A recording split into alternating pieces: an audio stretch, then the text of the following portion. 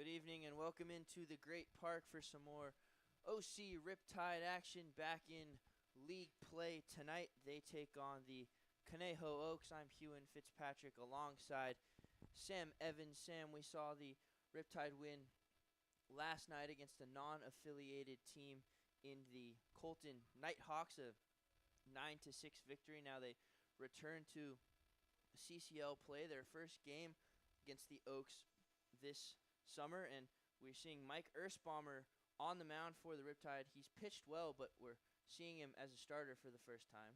No, for sure, and I'm excited, and I think what was the most telling was that the entire team was excited. Every pitcher who I talked to pre-game, when they were like, who started it, I was like, oh, Mike's starting, and they were like, oh, they were pretty psyched up. So I'm excited to see what the youngster Ersbaumer has to offer, and I think everyone on this Riptide team is too.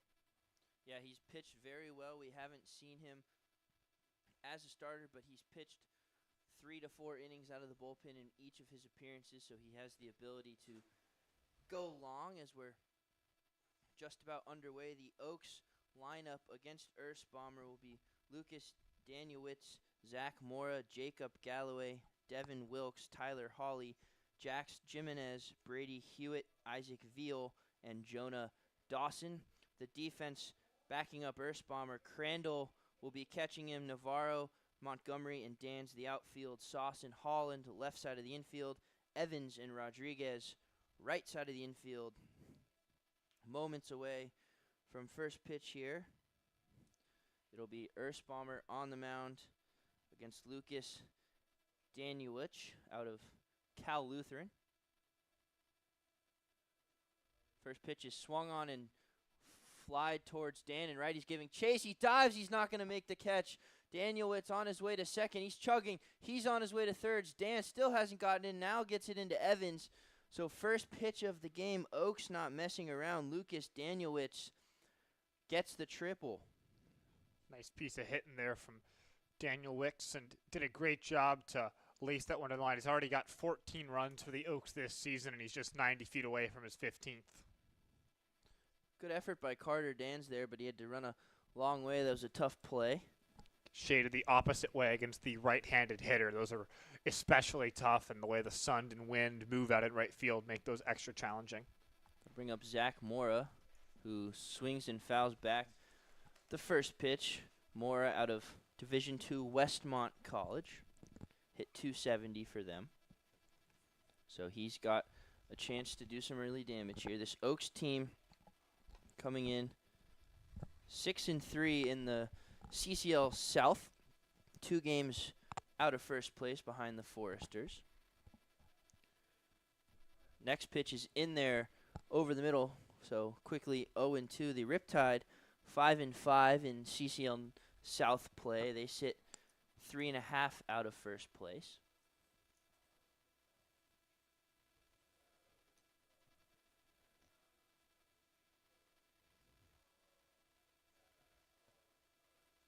The 0-2 pitch on the way. This one grounded, foul, just by Camden Sauce at third. We've normally seen Sauce starting at shortstop, but he's at third today, a position he's rather comfortable with. And trying to do a good job. We saw Grant MacArthur, who hadn't played a lot of third, play third base last night. So sort of trying things out over at the hot corner. And just on the mound, Ersbaumer had only allowed 1 hit all season before that triple to lead things off here tonight. So he's been extra talented on the mound. Yeah, Ersbaumer has been fantastic, the future Stanford Cardinal. 0-2 pitch on the way. This one flared towards the Oaks bullpen, out of play. Yet to give up a run, and at least for the moment, he's still the Riptide pitcher who's thrown the most innings without giving up an earned run this season. But certainly in some hot water here after that leadoff triple, but a big strikeout, just 1 pitch away, and you're a lot closer to getting out of this inning.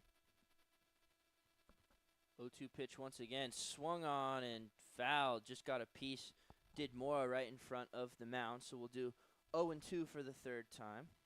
There's just so much swing and miss in Ersbaumer's game. He's got 10 strikeouts and 7 2/3 this season. He struck out 90 batters in 56 innings for San Clemente High School his senior year. So he's just able to get whiffs pretty much whenever he wants.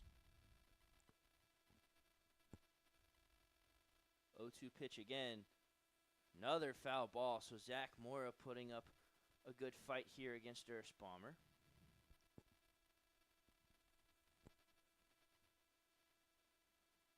I wouldn't mind Earthbomber going way out of the zone here. If Crandall can block it, you're still in a 1-2 count at worst. So I wouldn't mind him trying to get a big swing and a miss from Mora. Yeah, 0-2, you have lots of room to do stuff, but runner on third, it can be tricky. 0-2 for the fourth time. This one misses upstairs. 1 ball and 2 strikes.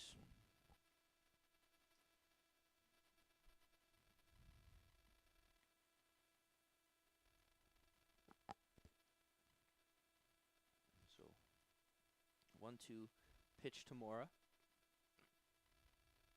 This one just misses above the zone. Earthbomber wanted strike 3, but will do it 2 balls and 2 strikes. Yeah, no, definitely. That looked like it was a pretty perfectly placed pitch. So Earthbomber understandably frustrated with not getting the call there. Yeah, he kind of stared at Andrew Thomas behind the plate saying, next time I want that to be a strike. We'll see if he goes right back there. This one hammered towards third base, but it's going to go foul off the Riptide bullpen.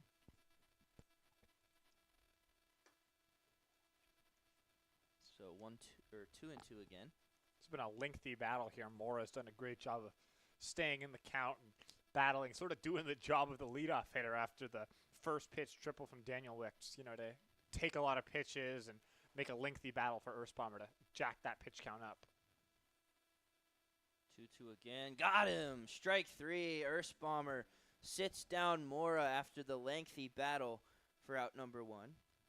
It's got to feel extra satisfying there for Mike Earthbomber, and certainly had to work for it. It was not easy to get that punch out for the left-hander, but earned it. And if you can get one more out without the runner moving up, obviously you have a real chance to strand that leadoff triple. We haven't seen Earthbomber deal with a lot of adversity in his outings. He's been pretty quiet and clean in all of his innings. Now facing Jacob Galloway, left on left. First pitch clips the outside corner for strike 1. It's kind of a good spot here. We've got 2 lefties in a row for the Oaks, so Earthbomber got the platoon advantage in both matchups coming up right here. Jacob Galloway out of Texas A&M.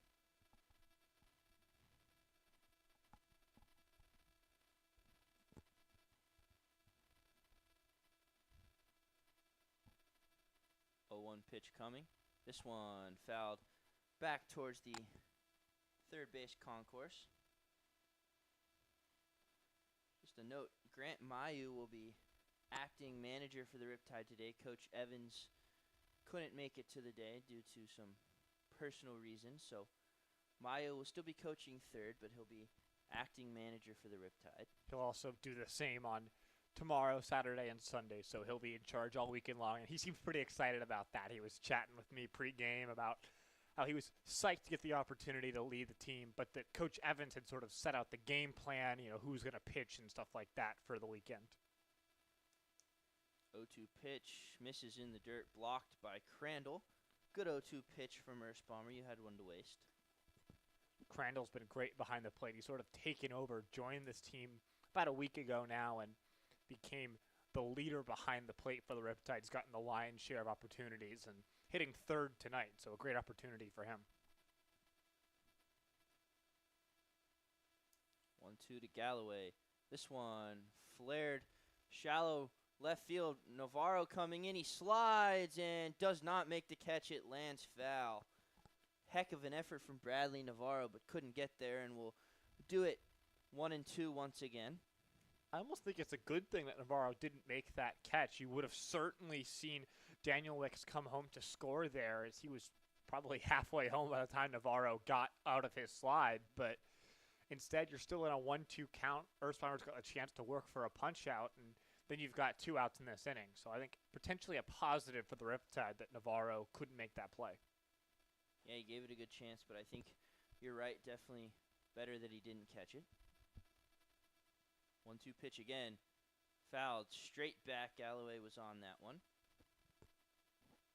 You talked about Zach Crandall we talked to Coach Evans the other day, and he said he views Crandall as the starter and the main catcher for the rest of the summer, although a fairly deep position for the Riptide. They've got 4 or 5 other catchers on the roster, but they view Crandall as kind of that top guy.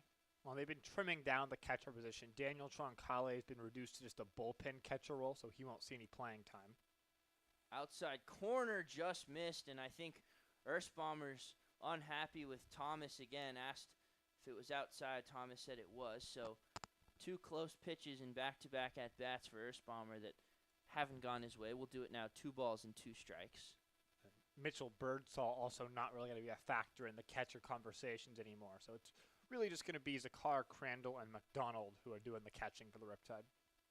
2-2. This one flared into left field. Navarro not going to go after this one. It lands well foul right close to Omaha, the bat dog, who's getting some practice in.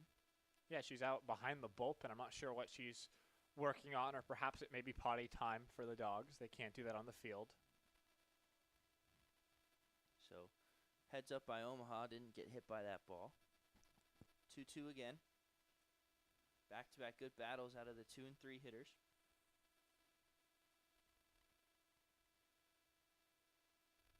And this one hammered towards right field. It's going to hang up for Carter Dans. Plenty deep enough for Danielewicz to come in to score. Throw's going to be cut off, and the Oaks, an early 1-0 lead. Leadoff triple and then a sac fly.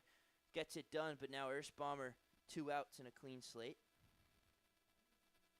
Definitely a tough one there for Earthbomber. You didn't really allow anything that was overly, hit incredibly well. That triple certainly could have been a double had it been played perhaps a little bit better from Carter Dans. He made the effort to try and dive to catch it, but I think that probably cost a base and potentially the Riptide a run here.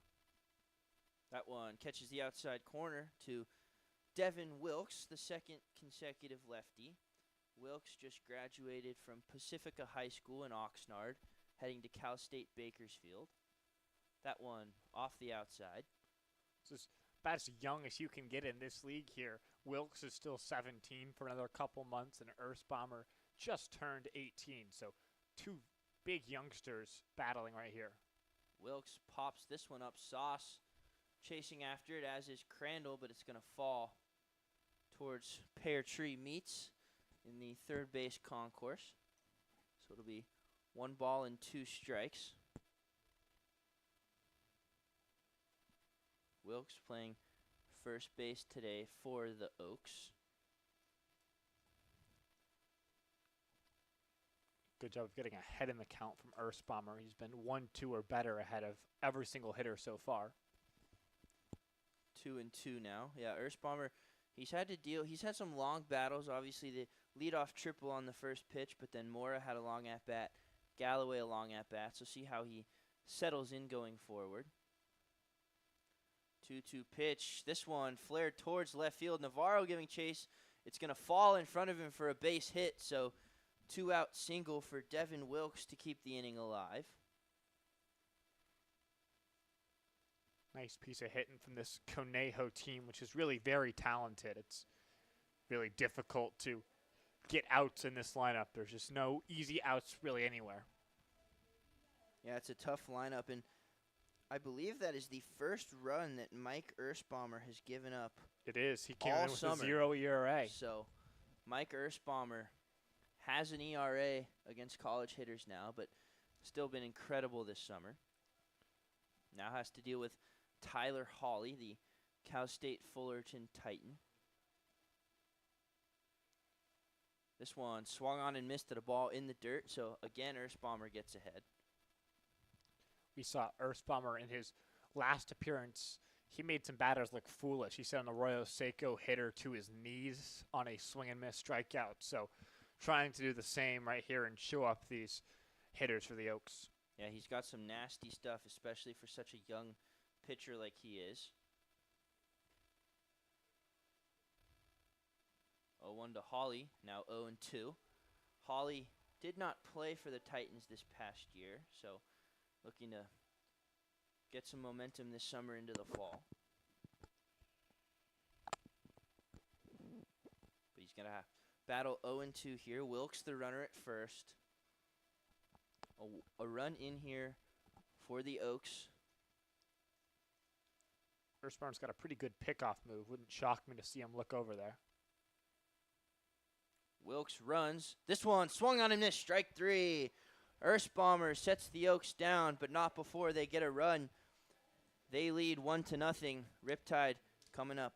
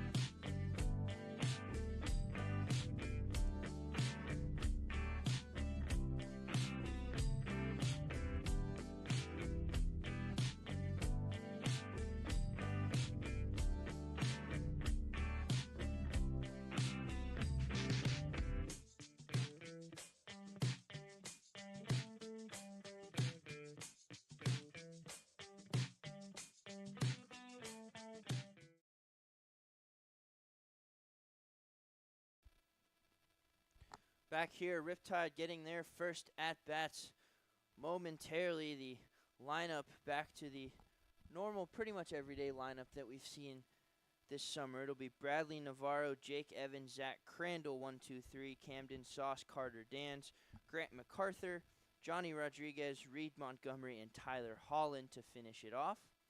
It'll be Caden Belowen on the mound for the Oaks. The defense behind him, Veal, Jimenez, and Danielitz. In the outfield, Holly Morris, third and short. Dawson Wilkes, second and first. Jacob Galloway doing the catching. Yeah, Caden Beloin on the mound from Westmont. He's teammates with a couple of pitchers on this Riptide roster, Josh Hickey and Brandon Tatch. So I wonder if they've talked to these Riptide hitters about anything they can expect from Beloin. He had a good year for Westmont as well. 47 innings to a 3.45 ERA. He had 6 saves as well, so versatile pitcher. Had a good year. Only 19 walks in those 47 innings, so limits the free bases. Bradley Navarro swings at the first pitch and fouls it straight back. And here's a guy who's been quite hot for the Riptide all summer. Quite hot's an understatement. A .565 batting average, a homer, couple RBIs. He did get lifted from the game against Santa Barbara on Wednesday because he got the wind knocked out of him, but he's good to go now, and so ready to go today. 0-1 now, 1-1. I think what makes Navarro so impressive, his game against the Foresters, he went 2 for 3 with 2 singles and walked. In that game, that his batting average and his on-base percentage both dropped. So Navarro, definitely a talented player. This one fouled straight back. And as a note, never want to bring this up, but Navarro yet to strike out this summer. So he's got 9 walks as well. So it's not, it's one thing to be a guy like Luis Ariz where you don't strike out, but you just make, so much contact. Navarro is very patient at the plate. He has such a good awareness of the strike zone. 1-2. This one grounded softly towards second. Up with it, throw to first in time. Dawson to Wilkes for out number 1. I will say I was worried about talking about Navarro's strikeout streak when he had 2 strikes already on him. That's risky stuff with the announcer jinx right there. He grounded out, so we're okay. And Omaha continuing her hot streak. She went 9 for 9 yesterday. She's 1 for 1 today. So, see how many chances she gets.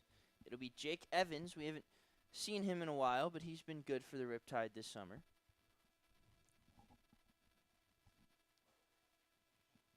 First pitch he sees is swung and popped weakly towards Wilkes at first base. He's going back into the outfield grass, and he makes the catch. 2 quick outs for Boulogne. And we saw Mike Earthplummer really have to work for his 3 outs, a lot of lengthy battles. So far, these Riptide hitters have been aggressive against Boulogne, and he's got a chance to work a very quick first inning if he can dispose of Zach Crandall quickly. But that's certainly easier said than done. Zach Crandall, 327 for UC Irvine this past spring. First pitch he sees misses just above the zone. When he sort of broke out, he went 2 for 5 with a game-tying 2-run double in the 9th against the Foresters on Wednesday. So hopefully that really unlocks him. He hammers this one towards third, and that's going to be a base hit down the line. It's going to roll all the way to the wall. Crandall hustling into second base. He'll get there without a challenge. So Zach Crandall gets the first hit for the Riptide, a scorching double down the line. That ball was lit up, as you said. His double against the Foresters was hit to center field over the head of their center fielder. But here, just clean, down the line, put good wood on the ball, and race off to second base. And you're in scoring position here with 2 outs for Camden Sauce. Sauce up now. Spent last year at TCU, but we just learned has recently committed to play for Santa Clara in the fall. So bringing a good bat to the Broncos. He's got a chance to tie this game. First pitch misses up and in. Ball 1. When hitting with runners in scoring position was something that Grant Mayu talked about pre-game as something he needs to see the Riptide work on. So first opportunity right here for Sauce. He's ahead 1-0. Big swing, fouls this one back.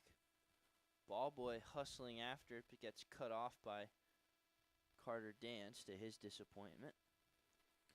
Yeah, Carter just trying to do a good deed. No malintent to steal the ball from the ball boy there, but does send the ball boy back empty-handed to the dugout.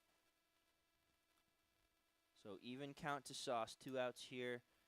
Crandall at second.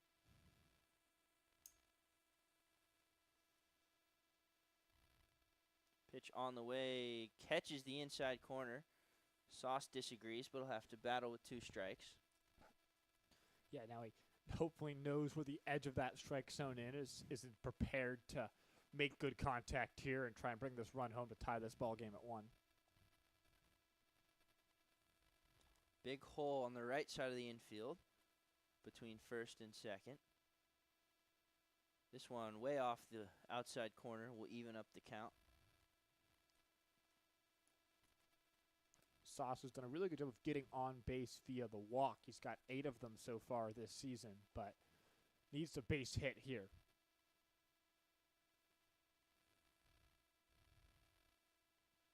Two balls, 2 strikes, 2 outs. Sauce, weak, he passed the pitcher, but it gets over his head. Going to be a tough play, no throw. Camden Sauce gets on with the base hit. He hit it really high. Boulogne made an effort for it, but it went off his glove, and Dawson had no chance at second, so an infield single for Camden Sauce. Yeah, obviously the infield single, not able to score Crandall, but now you've got 2 on for Carter Dans, who, when the ball hits his bat, just explodes off of it, but he's really been focusing on avoiding the punch-out. That's been a problem for Dans, and Coach Mayu talked about how they're trying to make sure he keeps his weight back on his back foot in order to allow him to make more contact and sort of stop pulling off and hitting that ball early.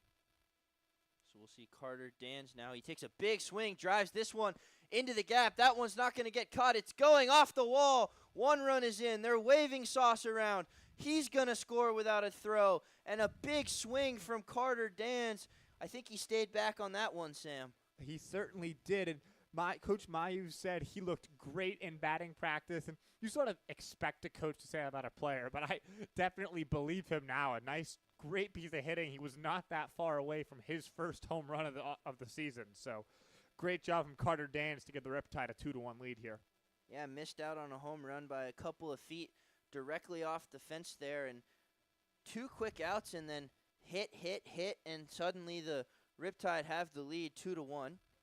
That'll bring up a big bat in Grant MacArthur, who looks at one in the strike zone to his displeasure. We saw MacArthur 3 hits last night against the Nighthawks, so his bat's starting to come around. And he had a 3-hit game against the Barons as well on Sunday. That one's in the dirt to even up the count, and Carter Dans, just really good swing there. You hear it off the bat, was hit hard and directly off the fence. 2-out jump. Sauce was scoring all the way. Went after the first pitch, got one that he liked, and did not miss it. MacArthur looks at another one over the middle, so he'll have to fight with 2 strikes. And Camden Sauce, the hit there, didn't hit it all that hard, but battled with 2 strikes, got on base to give Dans that opportunity. Well, that's what you want for the Riptide. You don't want to make any easy outs, and no strikeouts so far in this game. That's a huge part of that. That one way upstairs gets away, so Dan's an easy run to third, rounds the base, but decides to stay put. I feel like we see at least one wild pitch a game here in the CCL. Yeah, certainly there's some pitchers who don't exactly have the greatest control of the baseball, so you do see a little more wild pitches here, and that's why it's extra important to just put guys on base, because it's so often that a single turns into a double or a double turns into a triple, like it just did for Carter Dans. 2-2 to MacArthur. Thought about a swing, catches it just off the outside corner for ball 3. Boulogne was walking off the mound. He thought that was strike 3. Yeah, he was halfway to the Oaks dugout, but instead he's got to deal with the full count here to MacArthur. MacArthur, a big bat, 9 home runs for UConn, but none here yet this summer. Full count pitch. MacArthur, big swing, flared toward right field, falling fast, giving chases. Danielewicz, he slides, and he caught it. Wow, Lucas Danielewicz. What a play to rob Grant MacArthur of another opportunity. So Oaks get out of that one, but Riptide score 2. They lead 2-1. Erstbomber going back out.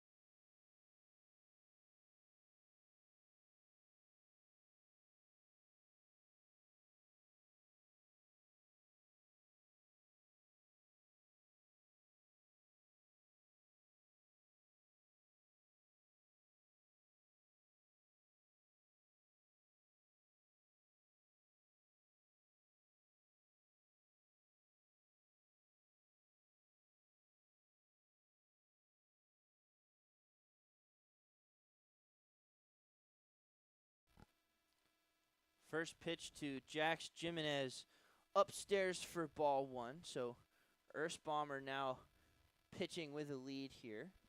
Yeah, certainly. We talked about this with Tommy McGuire yesterday. Me and Aiden Pham did, about how much it helps you when your team goes out and picks you up, and they did just that for Mike Erstbomber. Jimenez swings and misses 1-1. Jimenez spent his freshman season at Oregon, but only hit .231. Just 15 plate appearances for the Ducks, so didn't get a lot of action. That one misses in the dirt. Jimenez, coming out of Whitney High School in Rocklin, California, was rated as the number 2 player in the entire state of California. So definitely some big talent from him as he fouls this one straight back towards us. So the Oregon Ducks excited for his future. No, and understandably so. If you're the second-ranked player in all of California, that's a pretty talented baseball player. Yeah, there's a lot of high school baseball players in California. So Jimenez, a standout, looking to do it against the future Stanford Cardinal and Bomber. This one inside, and Jimenez acting like it hit him, and it did, so he's going to first base. So tried to jump out of the way of that one, but couldn't avoid it. So Bomber again will have to deal with a leadoff base runner, but this time at first, not at third. Jimenez was drafted last year by the Marlins in the 15th round, so played a little bit in their affiliate ball, but ultimately decided that going to college was the best play for him, which for a lot of guys who are as talented as he are, who get drafted low out of high school, going to college is the right decision. Yeah, and Oregon, a very good collegiate baseball program in the Big Ten, so if he can blossom there, get drafted again in a couple years. Speaking of Oregon, Brady Hewitt right up here, also a Duck, but he did not play last season for Oregon. Yeah, he's out of Royal High School in Simi Valley. Hit .449 for them with 5 home runs, so Oregon will be getting a good bat in him as well. There's that good pickoff move to first base and made it difficult for Jimenez, but he gets back safely. Yeah, certainly a lot easier for the lefty to move over to first, and Earthwormer does a good job just sort of holding that leg, and he doesn't step that far closer. He'll do it again right here. And big stride there for Jimenez, no slide, again back safely. Almost came off that first base bag, and good job by Johnny Rodriguez keeping the tag on him in case he had come off. 1-0 to Hewitt, now 2-0. And just a reminder, no pickoff rules here in the CCL, so Bomber can check on Jimenez as much as he likes. Indeed he can. No need to throw home if you don't want to. Bomber working from behind here. Now gets a strike. Big swing and a miss from Brady Hewitt. Sort of the first time that Earthwormer has been behind in the count at really any point today. The triple came on the first pitch. Otherwise, he's been ahead of pretty much every single hitter. Now evens the count, catches that one on the outside corner. A prolific strikeout guy, although he's at 2 already through 1 inning, so see if we can get another one here. Well, those 2 have tied him for the team lead with Trey Telfer. Another pickoff, again, Jimenez safe.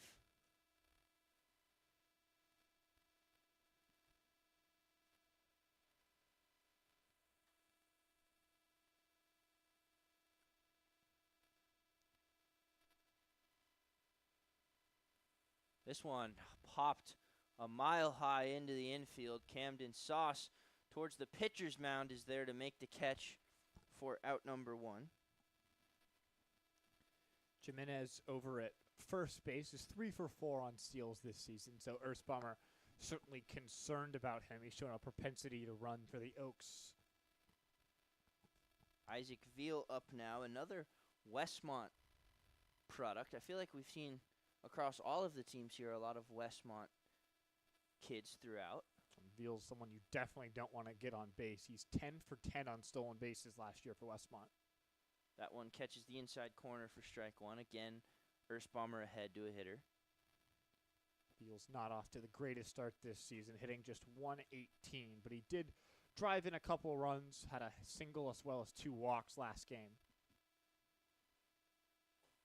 That one gets away from Crandall, but not far enough for Jimenez to advance. And Veal kind of continuing the slow hitting. He only hit 197 for Westmont, but he did crack 3 home runs. So got some power in his bat, but Definitely not the level of contact that you need, and probably here to develop that contact. This one upstairs and away, ball 2. So despite the 1 run and Earthbomber pitching pretty well, he has had to work hard. He's had some long at-bats against a lot of these hitters. It's a relatively shallow bullpen today for the Riptide. Just Nathan Helman, Noah Smith, and then Dylan Blakey, if needed, are the options there. This one swung on and missed, strike 2. So still has that swing and miss stuff. Certainly has the ability to get whiffs seemingly whenever he wants them as he tries to work for his 3rd strikeout in an inning and 2/3 right here. Jimenez not there on the pickoff, just gets in ahead of the Johnny Rodriguez tag. He was leaning towards second, and we talked about that good Earthbomber move. He's shown it off a couple times. No, for sure. Jimenez has been certainly busy diving back. 2-2. Called! Strike 3. Mike Earthbomber, his 3rd strikeout of the day. Big out number 2. It's a perfectly placed pitch right on the inside half of the plate and gets the strike. We saw that call to strike towards Camden Sauce when he didn't like that pitch, but as long as it's going both ways, the Riptide won't mind. Jonah Dawson up now out of Division III Cal Lutheran, just nearby here. That one catches the inside corner for strike 1. It's pretty much the exact same pitch that he just threw towards Veal right on the inside half of the plate.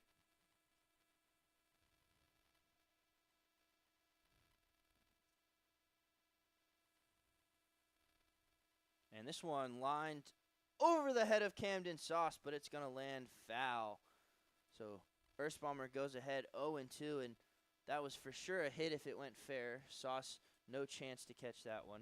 No, he certainly gave it 100% there. He was a long way up in the air and almost made a spectacular play, but no harm, no foul. Well, it was foul, but still, 0-2 count here for Earthbomber to try and get out of this inning. He's got plenty to work with, doesn't have to throw one in the zone here. This one swung on and missed, strike 3. Back-to-back strikeouts for Earthbomber to get out of it. Oaks do not score.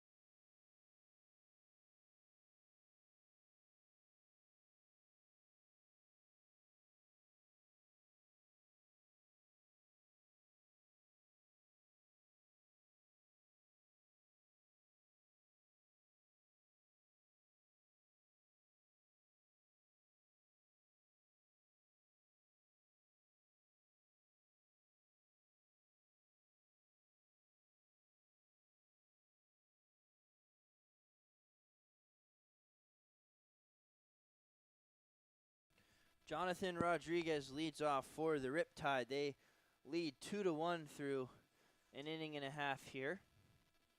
Rodriguez, his first at-bat of the day.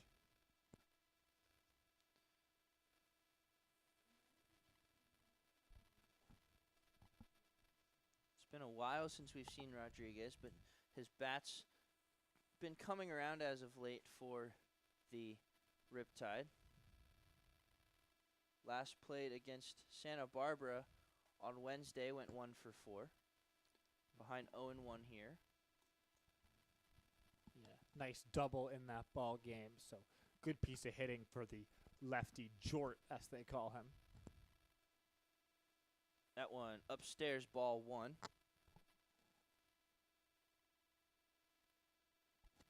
It'll be Montgomery and Holland to follow, and then the lineup will turn back over.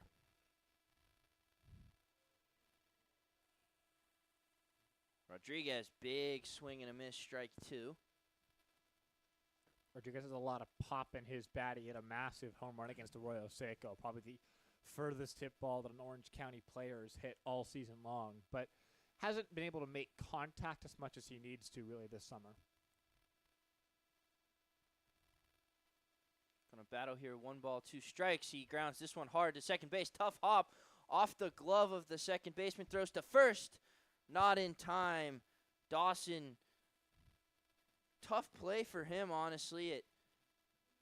He was tracking towards it, took a bad hop. It bounced off his glove. He made a good throw, but not enough for Rodriguez to be thrown out. So he'll reach on error. We calling that an error? Yeah. It's an error. I think that's an error.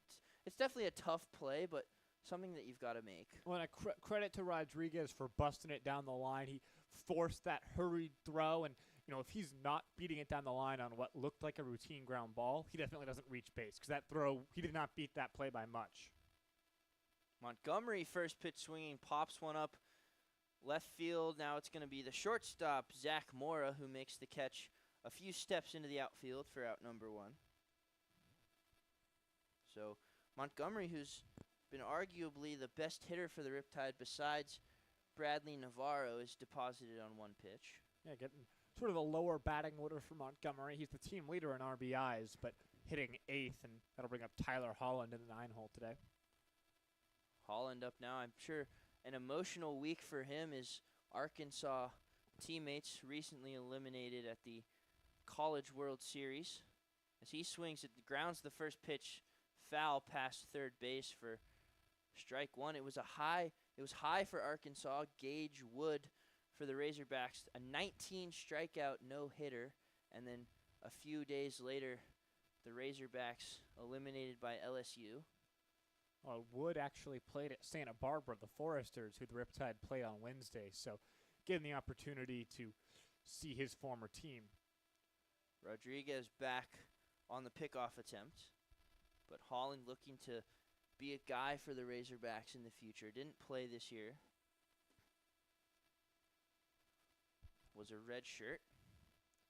Swings and misses at that one, so quickly behind 0-2. And again, another big hole on the right side with Wilkes holding Rodriguez on and Dawson shaded towards the bag. Holland is on a 3-game hit streak, so he's been getting aboard more recently, but still hitting just 167 for the season. Rodriguez goes 0-2 upstairs, throw to second, and they got him. So Johnny Rodriguez cut down on the stolen base attempt for out number 2. Sort of picked a bad pitch to run on, not that you can know, but fastball up, basically got a pitch out there, so unable to get his foot in before the tag from Dawson. A ball on the pitch, so it'll be 1-2 to Holland. And that one way off the plate, so we'll even it up. Yeah, we've mostly seen Holland towards that leadoff spot or second in the lineup, but now the 9-hole. Just what we've seen Cam Burdick in for a lot of the year, and I think Coach Evans really values that 9-hole spot as someone else who can start the turnover for the lineup. That one in the dirt, so Holland, good battle here, was down 0-2 and now forced it full. This would be better if Rodriguez was still on first, but the Riptide have been aggressive on the base pass. They said they were going to continue to be aggressive, but they knew that this Oaks team was tough to run on, so having to pay the price in this inning. Full count to Holland. He pops one up towards left field. Veal sees it, catches it, and we are out of here. Riptide do not score despite the leadoff error. 2-1 our score.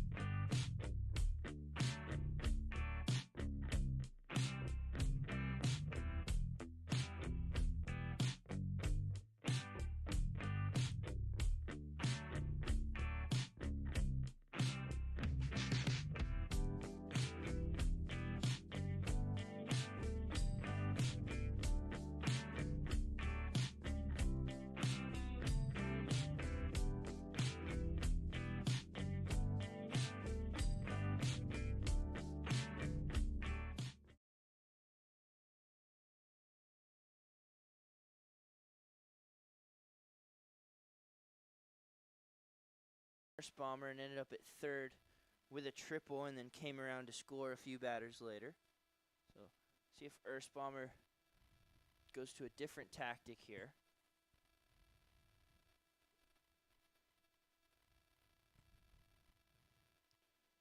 Swing at the first pitch again. This one popped up, but it's going to land into the Oaks bullpen for strike one. So Daniel Wicks knows what he's doing up there at the plate.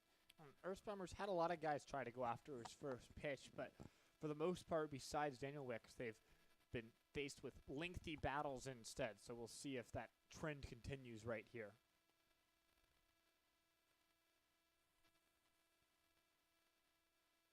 Oh, 1 in the dirt. Daniel Wicks hit .419 with a couple of home runs for Cal Lutheran this past year. So definitely a guy that can hit the ball. He was first team all-conference for Cal Lutheran, in fact. As he hammers this one towards left field, Navarro going back, still going back, just in front of the warning track, makes the catch for out number 1. Yeah, Bradley Navarro really never looks comfortable out in left field. It always feels like he's struggling to make those catches, but he never seems to misplay them. He doesn't look pretty, but he gets to the baseball and makes the catch. So doing a good job there for a big first out in this inning. Yeah, and out and out doesn't matter how it looks. So now Earthbomber against Zach Mora, who was a strikeout victim his last time. That one misses off the plate away.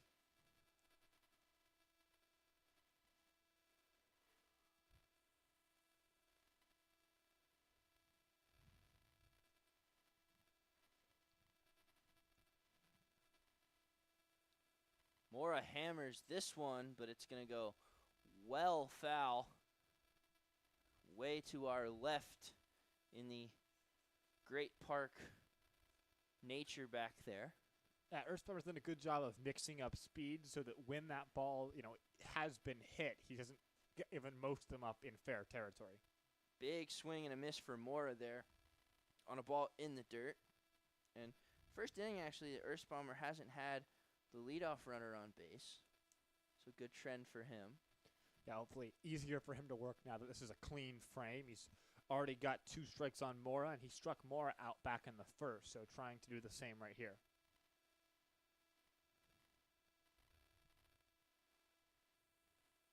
One, 2 pitch. Fouled, so Mora will do it again. Mora, despite the strikeout, made Earthbomber throw a lot of pitches in that first inning, so we'll see if he can battle once again.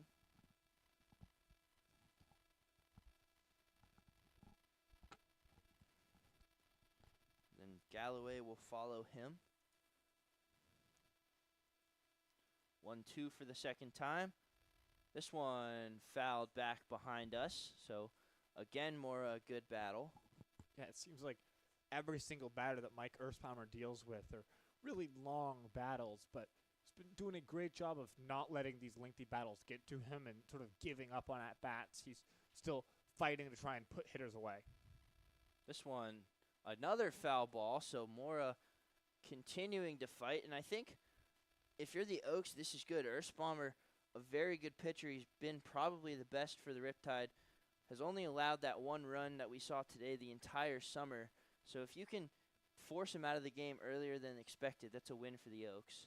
This one hammered towards Camden Sauce, but again a foul ball. So I think for the 4th straight time we'll do a 1-2 count. Yeah, Coach Mayu said he expected 3 to 4 innings out of Earthbomber. So, if you can at least get through this frame here, and there's no action going on in the Riptide bullpen, so they seem to be pretty content with his pitch count.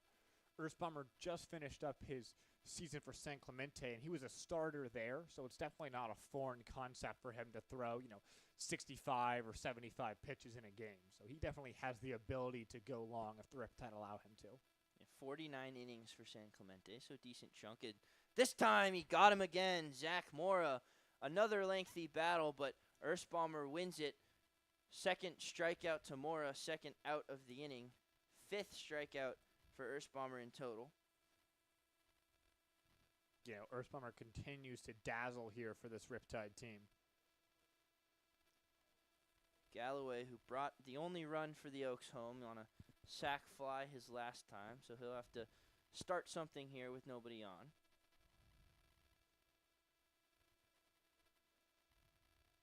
He swings at the first pitch and smashes it foul at the Oaks dugout.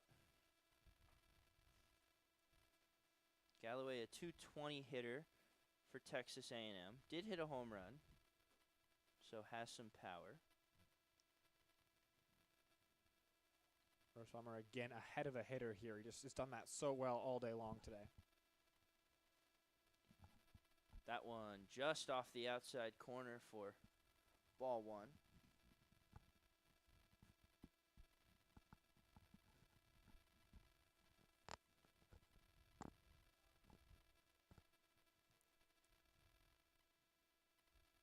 Slider just misses a little bit low for ball two.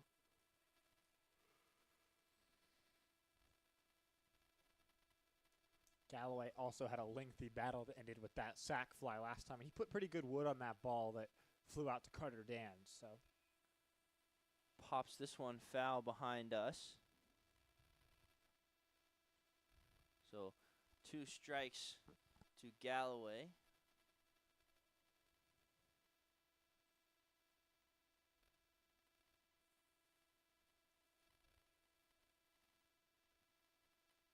Galloway spent time with the San Luis Obispo Blues in 2023, and we'll see the Blues here tomorrow night in the Riptide's first interdivision matchup of the season. Another foul back behind us, in on the hands of Galloway, but he stays alive. Yeah, the Blues will come down, and then we'll head up there next week. So slow, we'll get to see what Irvine looks like, and we'll get to discover San Luis Obispo. Well, you'll get to discover San Luis Obispo. This one grounded weakly towards Rodriguez. It's playable, and he tags Galloway. I'm not sure Galloway was a fan of that very much, but Rodriguez will get the out, so Erzbomber doesn't allow a run. Riptide still leading 2-1.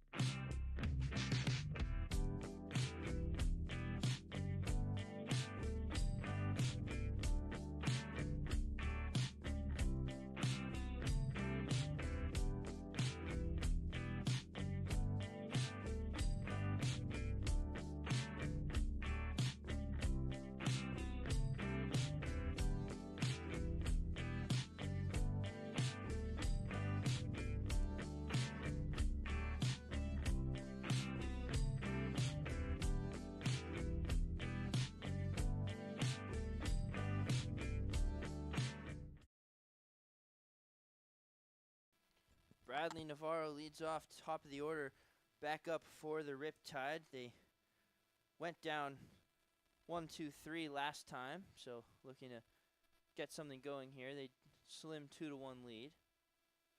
Navarro takes the first pitch on the outside for strike one. Navarro grounded out towards second base last time up, and it was certainly an unfamiliar sight. It feels like every single time Navarro's in the batter's box, he eventually ends up on those base paths. Looks at another one on the outside corner, so quickly down 0-2. But he had 2 strikes on him last time and battled for the ground out. So Navarro, not an easy guy to punch out. This one flared towards center field, but it's going to hang up for Jimenez, who settles under it for out number 1. Tough break there for Navarro. He hit that ball right on the screws, but unfortunately right towards Jimenez in center. But, Navarro sort of had hits falling all year long. I'm sure is able to tolerate that sometimes you're going to hit the ball hard and not have it result in a base hit. Yeah, next time he comes up, he'll hit it softly and it'll fall. So that's baseball right there. Exactly. Jake Evans popped up to first his last time. Big swing and a miss. Strike one there. But if you're the Riptide, Navarro went down, Evans went down in the first, and then 3 consecutive hits gave them the lead. So see what happens in this inning. 0-1, 0-2 now. That one could have been above the zone, but now Evans will have to battle nothing in 2. So below and ahead 0-2 to Navarro and then 0-2 to Evans. Evans has been on base in all 5 of his starts so far this season. He's gotten hit 4 times. That one misses away. He's also got 5 walks, just 1 strikeout so far this season. So doing a good job of staying alive and, battling in at-bats and plate appearances, and eventually those hits will fall in and he'll see his average rise up.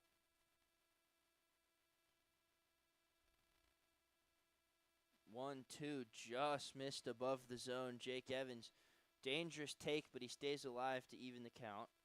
Well, Jake Evans has got a new look. He had a full head of hair, but he's decided to go with the buzz cut and shave that mullet off.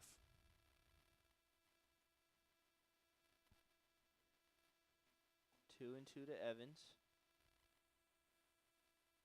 Fights that one upstairs, so it'll be a full count. Yeah, I saw walking to my car last night after the game. I just happened to see Jake Evans, and I was like, oh, he no hair anymore. So Jake Evans deciding the summer heat to give him some coolness upstairs.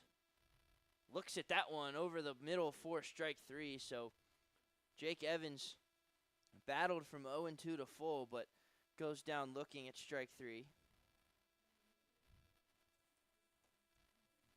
Now Crandall will come up. Crandall started that 2-out rally in the first. He doubled, came around to score on the Carter Dan's double a few batters later. That one catches the inside. Crandall wants to be a firefighter when he's done playing baseball, so a noble profession. Wow, I didn't know that about Zach. Fouls this one straight back. I will say Zach's a really nice guy, and Coach Mayu had nothing but praise for him. And I'm sure it didn't hurt that Zach was standing right behind us while we were talking with Coach Mayu, so he was perhaps a little more incentivized to give Crandall some extra lip service, but been a great part of this team since his addition. Another 0-2 count, and Crandall fights it off. So Belane's been 0-2 to 3 straight hitters here. Navarro swung at the third pitch, flew out. Evans battled full and then struck out. We'll see what Crandall does here. Well, the Riptide have just struck out 1 time in this game, so doing a good job of avoiding that punch out. That one just upstairs in the strike zone, so Crandall will do it again.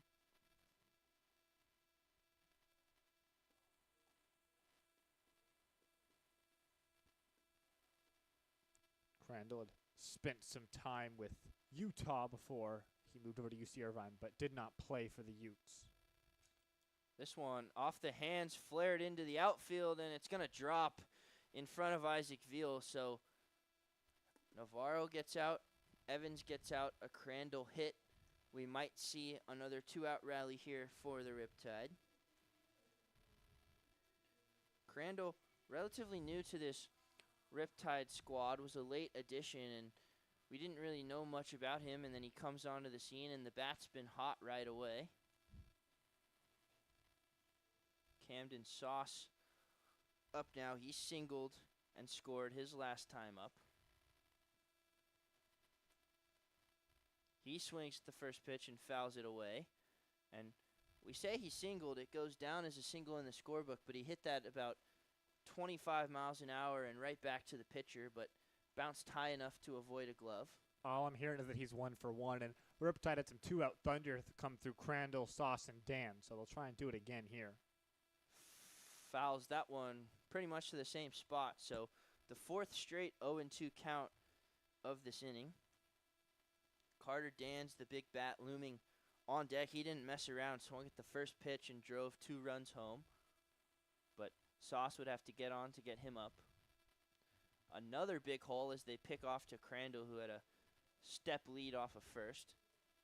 Another big hole on the right side. Dawson playing a kind of an untraditional second. He's shaded more towards the base, so it opens up a hole. 0-2 again, this one in the dirt. So Riptide hitters might be looking to poke that into right field, as looks like the Wilkes and Dawson combo on the right side is giving them that hole. Crandall runs relatively well, certainly for a catcher, so pitchers can go first to third if you put one in right field. Called strike 3. Camden Sauce disagrees. He thought that was off the outside, and Zach Crandall tries to start a 2-out rally, but unsuccessful for the Riptide. They do not score.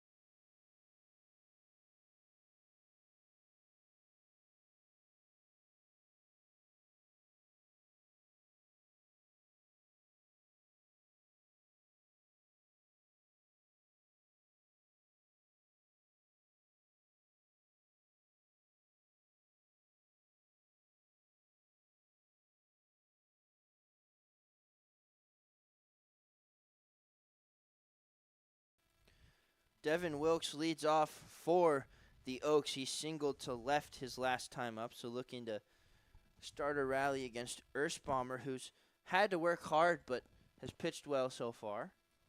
No, yeah, Michael's done a good job of battling in this game and put up, 3 innings with only 1 run so far in this game. Wilkes' first pitch foul towards Rodriguez. It'll be Wilkes, Hawley, Jimenez, the 3 up for the Oaks. It looks like Wilkes broke his bat on that foul ball, so he's going to go pick up a new piece. So finds one he likes. We'll restart here. Yeah, one of those broken bats where the bat doesn't really look broken, but if you try and hit a baseball with it again, it's going to shatter into a million pieces. So Ersbomber again ahead to a hitter.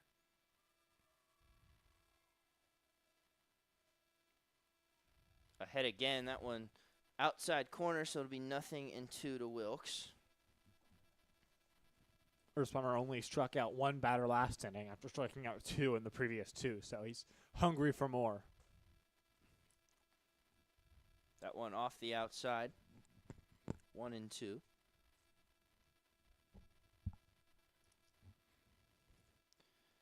Yeah, Ersbomber, a big strikeout guy. As this one's hammered at second base, but up with it now. Bobbled, throws to first in time. Jake Evans makes the play. That one was hit really hard by Devin Wilkins. And Evans did a good job to keep it at front and deposit him. As I was saying, Ersbomber, a big strikeout guy. 49 innings for San Clemente High School, had 83 strikeouts. So definitely has that in his arsenal. As now Our beer batter tonight, Tyler Hawley, already has given out some discounted beer, struck out in his last time. I wonder if the discounts stack on themselves, and you can really get like a free beer if he strikes out, 4 times. That one in there for strike one. I guess we'll find out in 2 pitches, perhaps. You're 21. You can partake. Maybe sprint down from the booth and grab one between innings, although not sure that that's allowed. What they don't know won't hurt them. Big swing and a miss, Tyler Hawley, so a pitch away from finding out if it's a stacked discount here. Hawley spent some time in the CACL last season as well. He played for the Sonoma Stompers up in the North Division, so now down here in the South with the Oaks.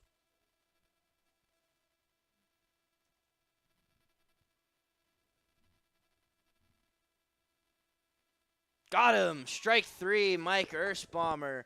Tyler Hawley goes down for the second time. This one rather quickly on 3 pitches. $2 off of beer for everyone at the Great Park. Tyler Hawley goes down on strikes, the 6th of the day for Ersbomber. 6th and 2 strikeouts already for that beer batter Hawley, so prompted some cheers from the press box next to us as their promotion works well. Jimenez up now.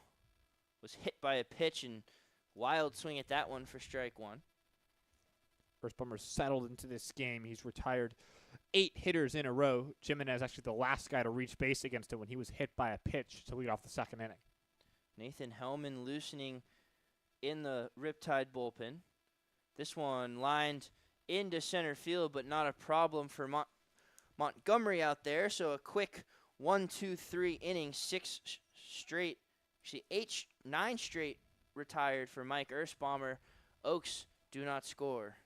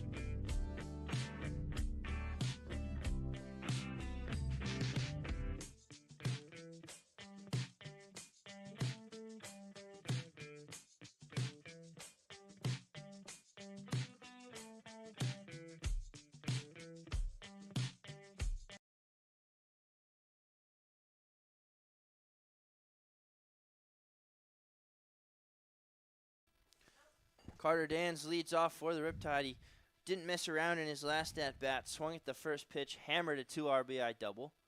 But more patient here as he looks at a strike. Dans, the difference in this game, those 2 runs, the only 2 for the Riptide. They hold on to a 2-1 lead. This one catches the strike zone, so I think that's now 5 straight hitters for Boulogne. That's been an 0-2 count.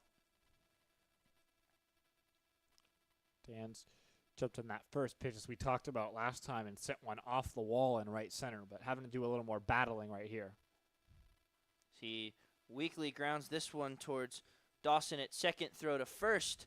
Big stretch for Wilkes, but Dans retired on 3 pitches. That'll bring up Grant MacArthur, who hit a foul ball his last time up and Lucas Danielewicz just ran a mile into foul territory, slid, and caught it. So MacArthur's at-bat ended prematurely. Both pitchers have really settled into this game. There were 5 combined hits in the first inning. There have only been 1 since, so. Erstbomber's retired 9 straight. Ballowin's retired 7, so not a lot of hits. Actually, he's only retired 2 straight, excuse me, but 7 out of his last 8. That one sneaks through, so Grant MacArthur, right on cue, gets a base hit. One out here for Johnny Rodriguez.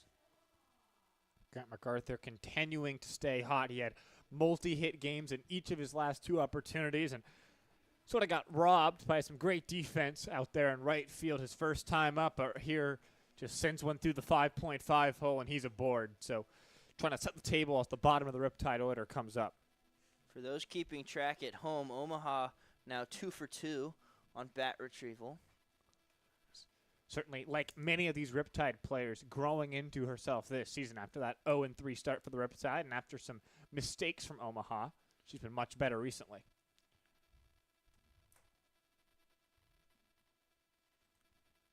That one fouled away, so it'll be 0-1.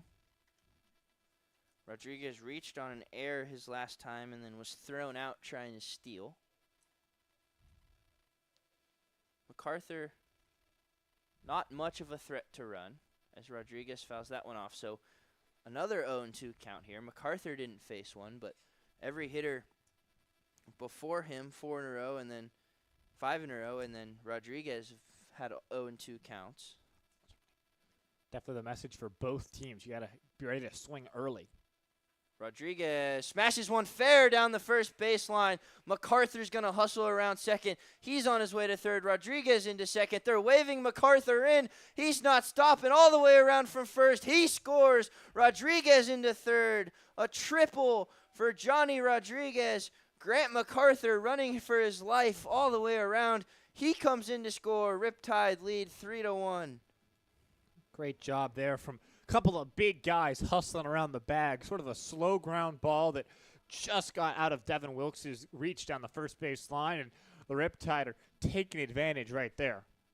Yeah, Rodriguez looked like it was going to go foul and then snuck inside the bag, and Wilkes couldn't do anything about it, and it just kept on rolling, and MacArthur was off on his horse. Mayu waved him in, and the rest is history. Now it'll be Reed Montgomery, the Oaks bring the infield in.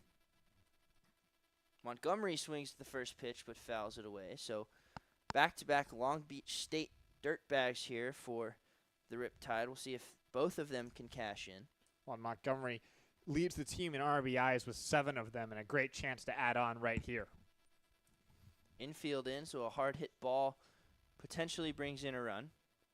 That one fouled away. I'm not sure Montgomery's thrilled that he swung at that. So another 0-2 count. Montgomery's going to have to battle. Just needs to not try and do too much here. Lift one out to the outfield. As long as it's deep enough, Rodriguez will be able to score and extend the lead to 3 runs here.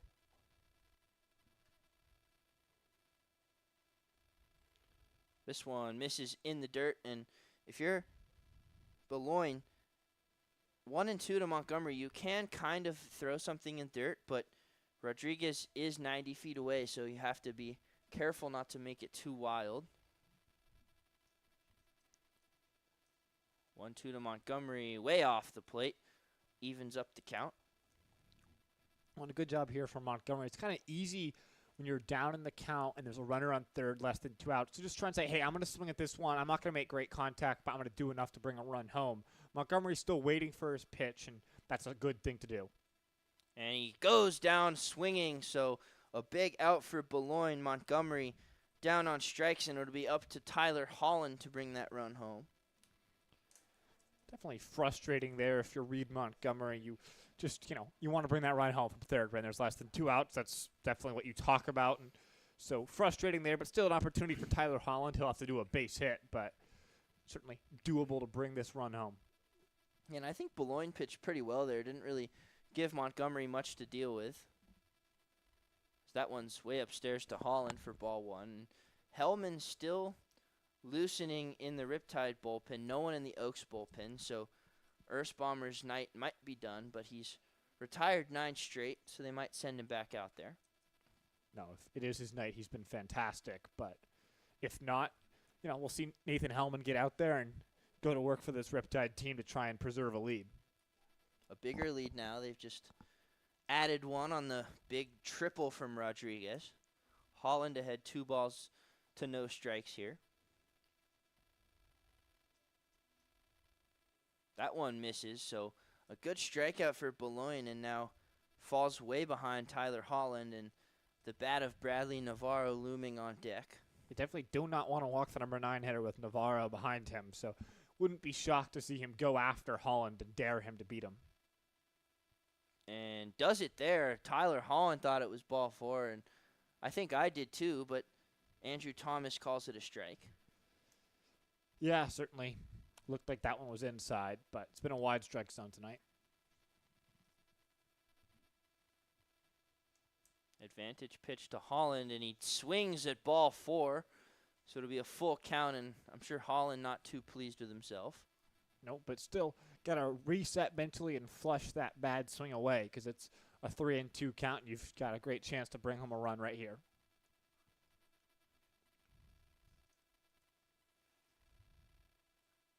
Full count to Holland. Just misses ball 4. Bullpen was walking off the mound again, but Tyler Holland a few pitches more than he would like, but he ends up on first base with the walk.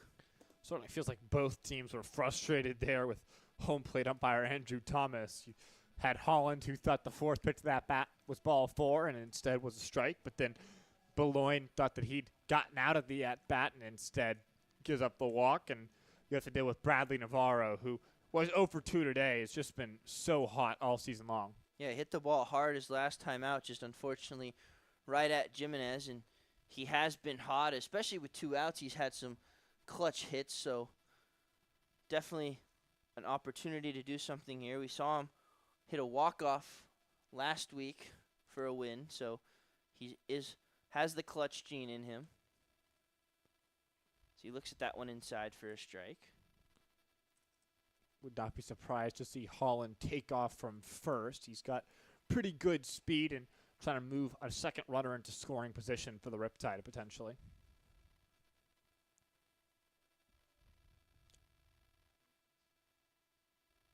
That one misses just off the plate, so it'll be 1 ball and 1 strike.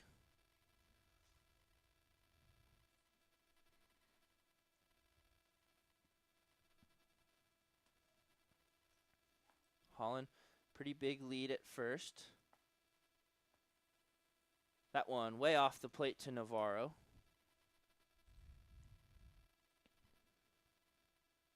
Behind Navarro is Jake Evans on deck, who, like Navarro, is 0 for 2 in this game.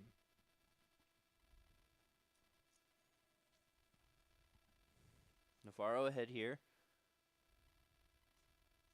That one upstairs and in for ball 3, so a good count for Navarro. Yeah, Navarro's already gone yard once this summer for the Riptide. And to be honest, in an advantage count like this, would not be surprised if he could do it again right here. Navarro should see a good pitch here. He does, and he hammers it up the middle, and it sneaks through for a base hit. Holland hustling, but's going to stay at second base. Mr. Clutch, Bradley Navarro, does it again. Base hit up the middle for the RBI. Bradley Navarro continues to stay just red hot. Another run driven in, his 5th of the season. And like you said, just doing a great job. Got into a good count, put good wood on the ball. And we're going to have a mound visit here, and that may be Bulloin's night if there's some action going on in the bullpen for Conejo. Lefty getting loose for the Oaks. Rodriguez scores on the Navarro single. Holland moves up 90 feet to second.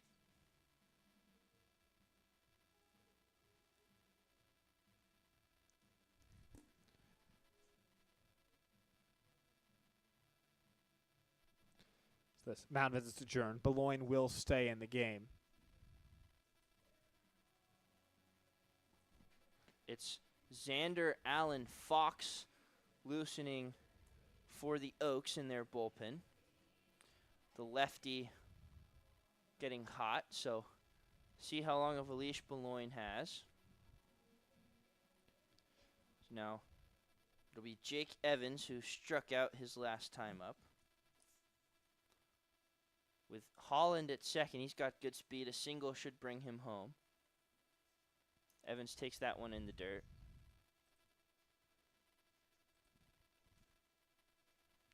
This Riptide team continues to just do such a great job of stringing at-bats together. We've seen them talk about how two-out hitting was a priority for them. Two-out hits in the first and in the fourth for runs. This one smashed down the third baseline, but goes foul.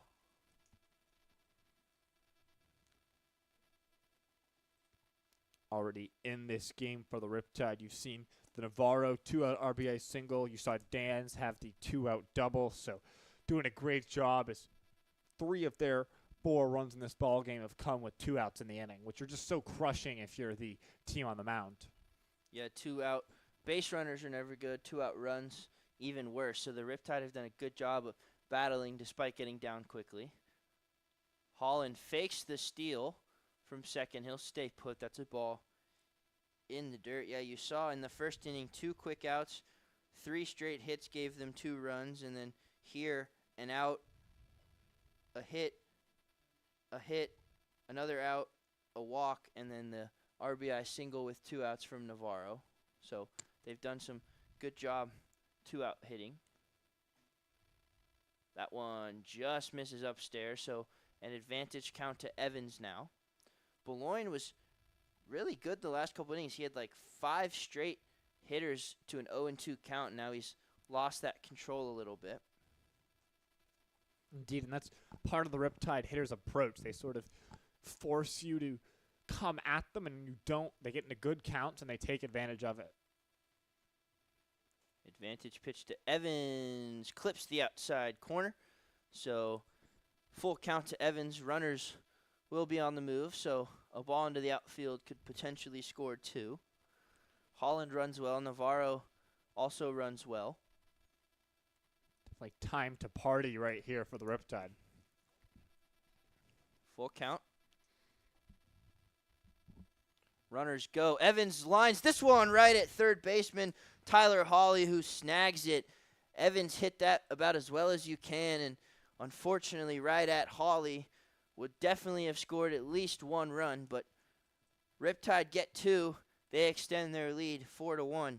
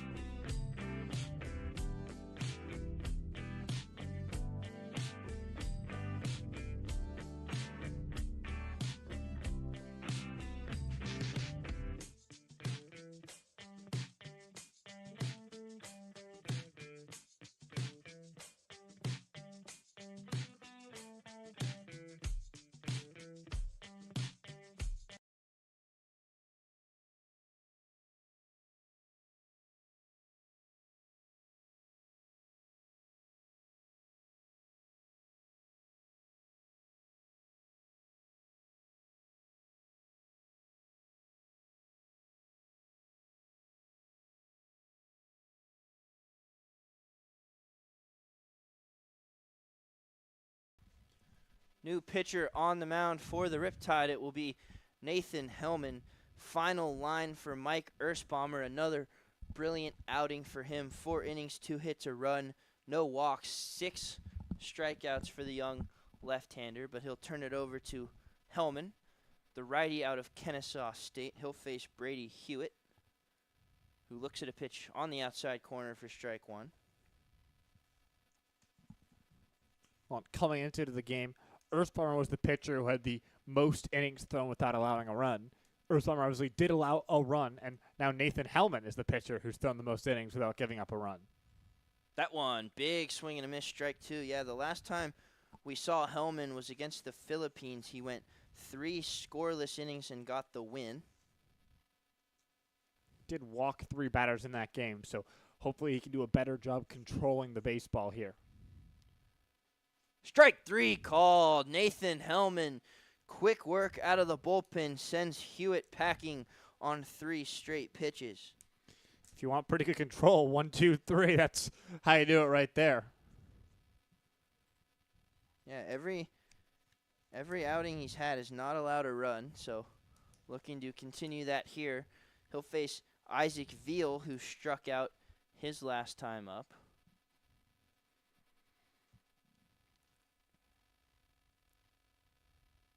That one catches the outside, so 4 straight strikes for Helman, who does have the strikeout numbers. In 20 innings for Kennesaw State, had 23 strikeouts.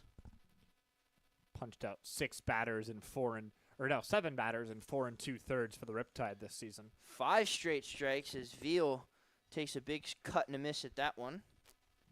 Ooh, Veal takes a big cut. I like that right there. That was good.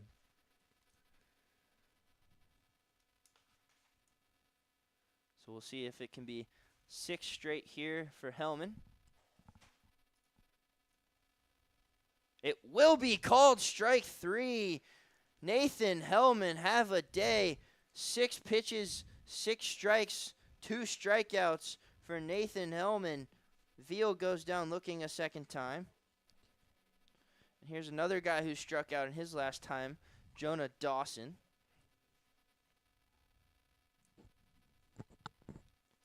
Lefty still loosening for the Oaks.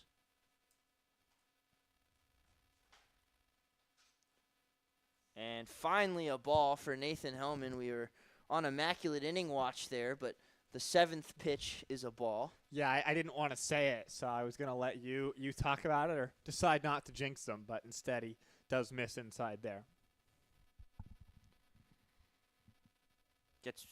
Nope, never mind. Does not get back into the strike zone. That will be a ball. Looked right in there, but caught a little bit low.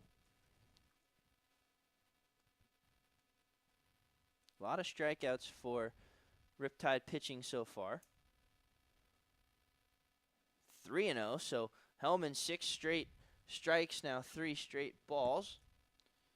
With those 2 from Helman, it'll be 8 on the day in 4 2/3 innings. So strikeouts never an issue for this Riptide pitching staff. Yeah, but control has been at times. But Helman finds that control, gets back in 3-1. And Helman, control issues himself. 14 walks in those 20 2/3 for Kennesaw State, although has been a little cleaner this summer. This one grounded foul towards the Oaks dugout, so we'll do a full count. Well, the Riptide already came into this game with the most strikeouts among CCL South teams, 8 already through 4 2/3, so adding on to their already monumental tally. See if Helman can come all the way back. Strike 3 called. 3 straight strikeouts out of the bullpen for Nathan Helman. All of them looking. Oaks go down without a fight. Sam Evans is going to take you the rest of the way. Tonight, 4-1 Riptide through 4.5.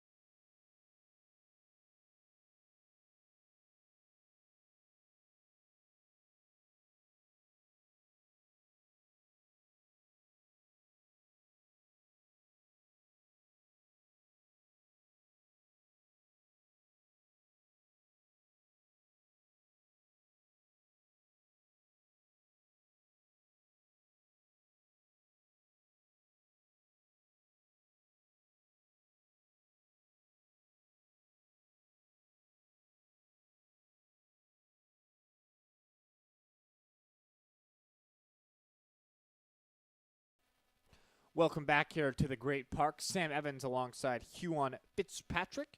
New pitcher in the game for the Oaks is Xander Allen Fox. He'll be dealing with Zach Crandall, Camden Sauce, and Carter Dans as the Riptide lead this game 4-1. Allen Fox, the left-hander out of Grossmont College. He'll be a junior next year. He's had a good summer so far. 4 innings, just allowed 1 run. Not a lot of walks or strikeouts in his game, just the 1 walk and 1 strikeout this season. As Zach Crandall, who's had a good day, is ready to go here. He'll take strike 1, but Crandall so far today got a single back in the 3rd and then doubled to start off a 2-out rally in the 1st. So had a great day out of the catcher position, got moved up to 3rd in the lineup, and certainly rewarding Coach Mayu for that decision. Yeah, Crandall's been very good today, and he's been good all summer, really, since he came into the Riptide. He's swung the bat well, and they view him as that top catcher, and he's shown why so far. 1-1 here now to Crandall after that one skipped in. Takes a ball inside to move ahead 2-1 in the count. And yeah, Crandall's definitely taken over behind the plate. Jimmy Zakar, it sounds like, is going to get the start tomorrow, but definitely the majority of the playing time has gone to Crandall, and he's won that job behind the dish. He'll wave at that one, though, so count even at 2. Zach Crandall comes from an athletic family. His dad played football at Colorado State, so playing for the Rams in what back then was the WAC, the Western Athletic Conference. That one chopped at. Stays alive, does Crandall. Brief pause as that one's retrieved, but 2-2 count here on Crandall when he gets back in. And there's a lot to like from Crandall at UC Irvine. 12 walks to just 16 strikeouts. He was at a .462 on base percentage, so he was doing a great job for the Anteaters, and that's translated here to the Riptide. 2-2 taken inside. Count runs full here to Crandall. Yeah, you always want to see those high on-base percentage guys that they have the on-base percentage because of their hits, but they also have it because of their walks and how they battle in at-bats. 3-2 here to Crandall. Speaking of walks, he does just that, and he'll be on board for the 3rd time tonight.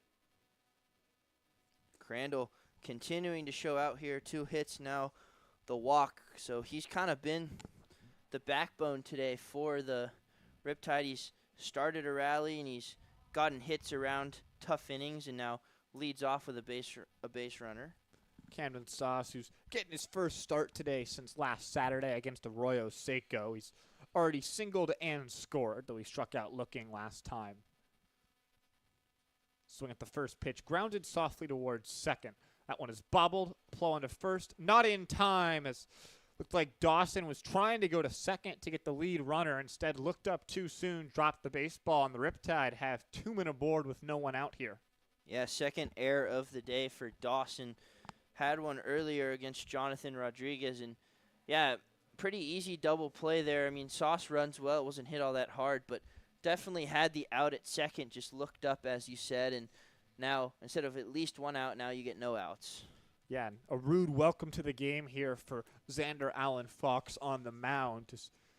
You had a tough battle with Crandall that led to the walk, and then you get what certainly at least should have been 1 out and potentially a bases clearing double play, but instead you've got 2 men aboard for Carter Dans, and we saw in the first inning just how well Carter can hit the baseball. Yeah, Carter Dans wasn't messing around.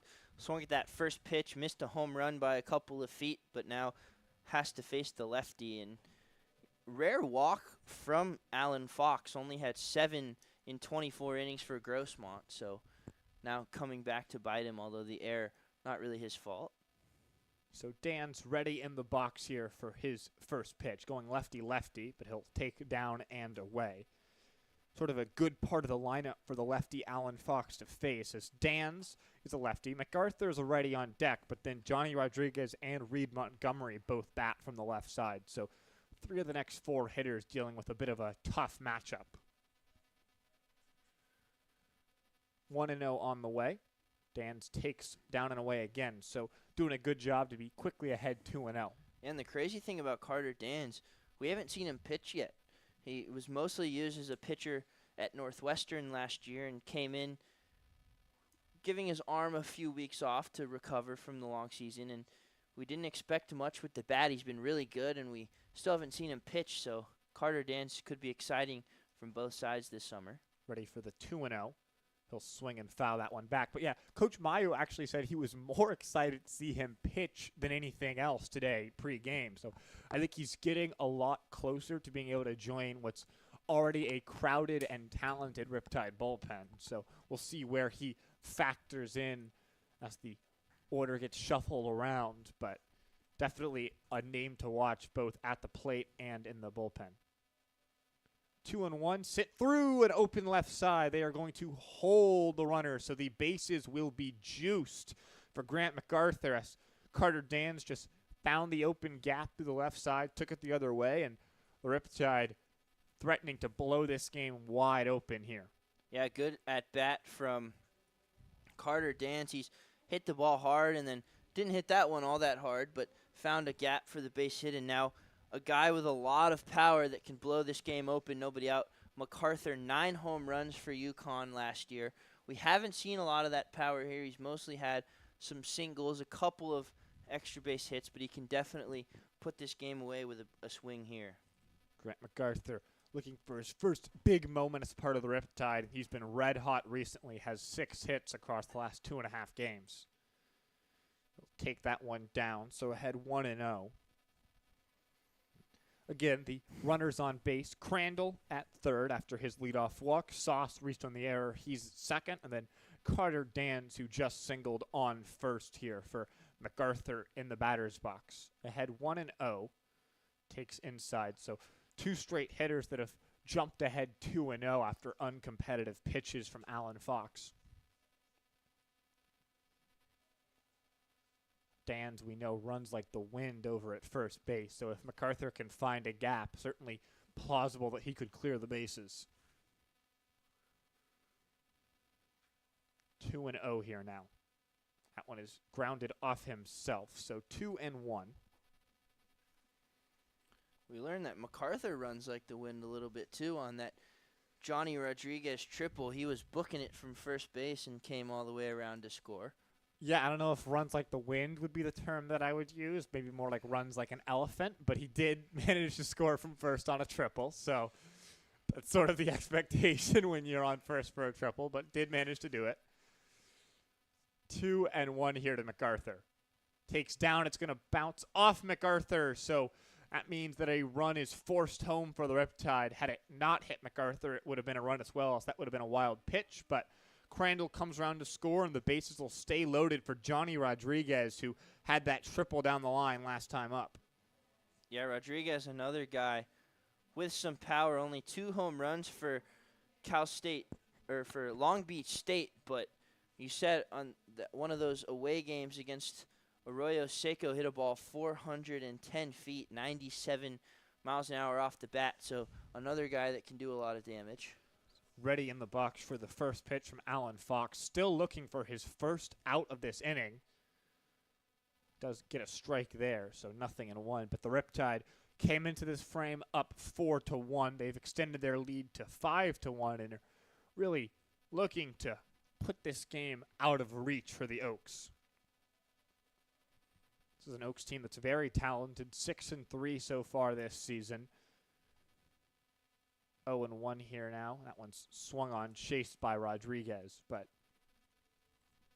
certainly would be an impressive performance from this Riptide team who, after in that game against Santa Barbara, who's really been the class of the CCL this season, they battled, went toe-to-toe with them the entire way through, and obviously did not go out their way as Santa Barbara walked it off, but playing some good baseball right now is Orange County.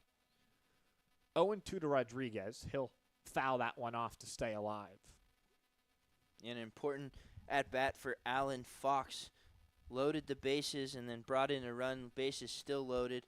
He's got the favorable handedness matchup against Rodriguez, but this is going to be an important out. He wants the strikeout, but I think he'd take pretty much anything at this point. Infield is back, so potentially willing to trade a double play for a run. 0-2 again to Rodriguez. He'll line that one, but it's foul down the first base way. I don't know how Rodriguez hit that one. It looked well inside and low, but he was able to golf it out for a foul ball.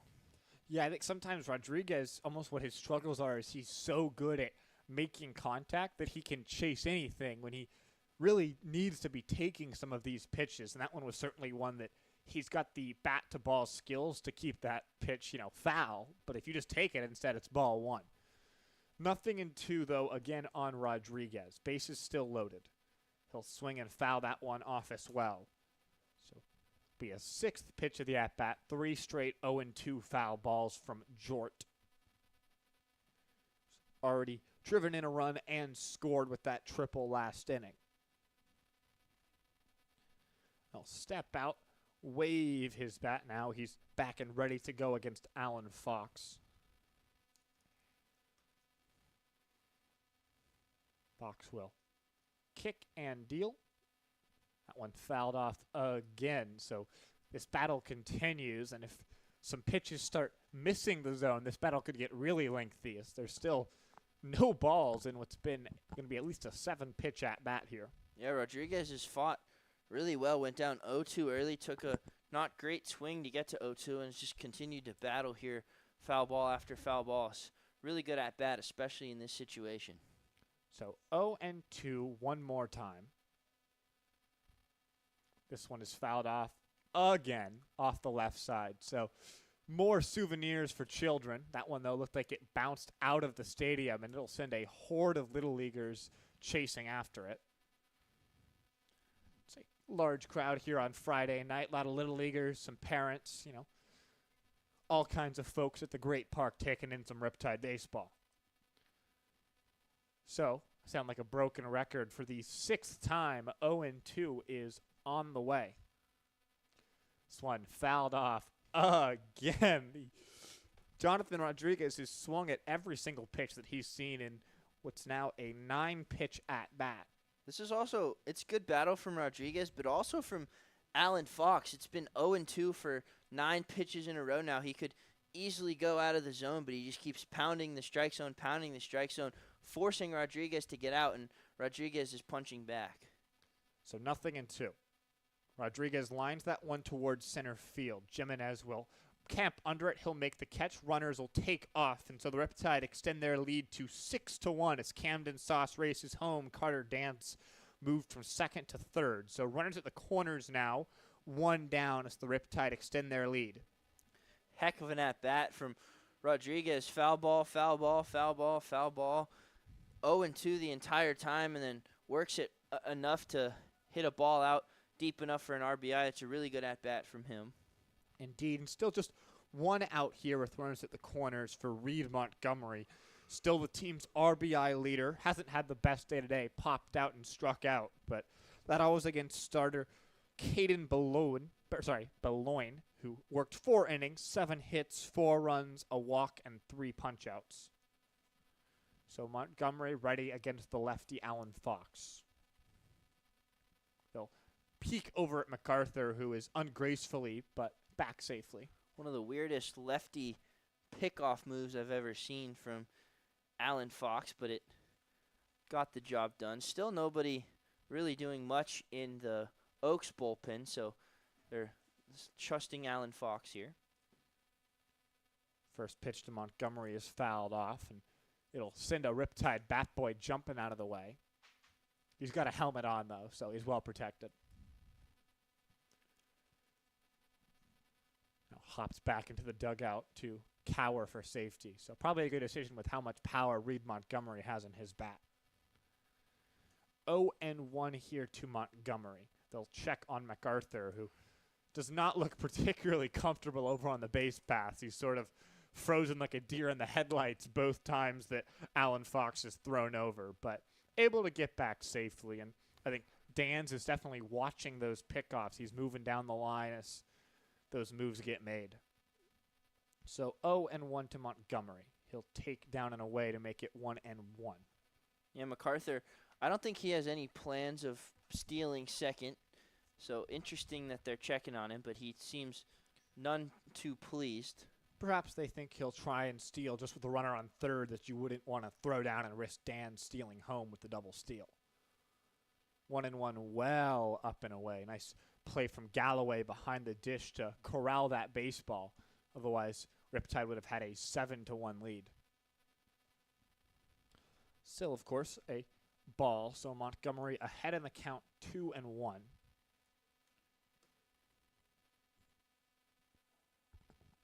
Alan Fox will turn and fire. That one catches the outer half to make it 2-2.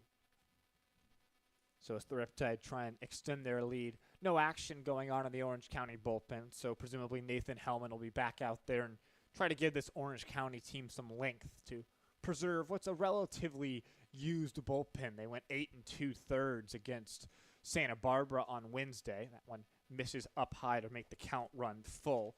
And then yesterday they worked 6 innings after starter Alex Ramos could only make it through 3 against the Colton Nighthawks. So definitely want some length out of Helman. He's been fiery out of the pen, 3 straight strikeouts, so why not just let him go out there if they've got an even bigger lead now? 3-2 here now to Montgomery. He'll foul that one off himself. So second straight lengthy at-bat here from the Riptide hitters, and they've just done such a great job today of battling. They've not given up at any point in these at-bats. They continue to fight, and I think it's just a testament to the resilience and the approach that this team has at the plate. Yeah, a lot of good at-bat. We saw that Rodriguez at-bat was really strong. Dan's had a good at-bat.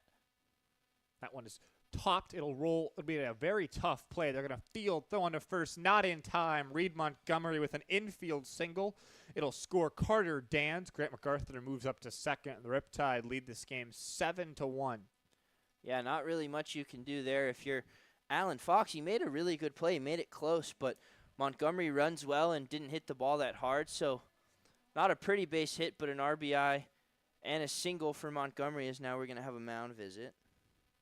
Yeah, I know that base hit looked a lot more akin to most of my golf shots topped weekly, but instead Reed Montgomery busted out of the box. He saw that base hit as soon as that ball was put down and able to drive in a run for the Riptide. And another RBI for the team leader, who has 8 now on this campaign. Still continues to be not much action. Walking into the bullpen is Max Strickland, so perhaps he'll be the next one, the Australian Max Strickland, who so far this season has an ERA that starts with 34.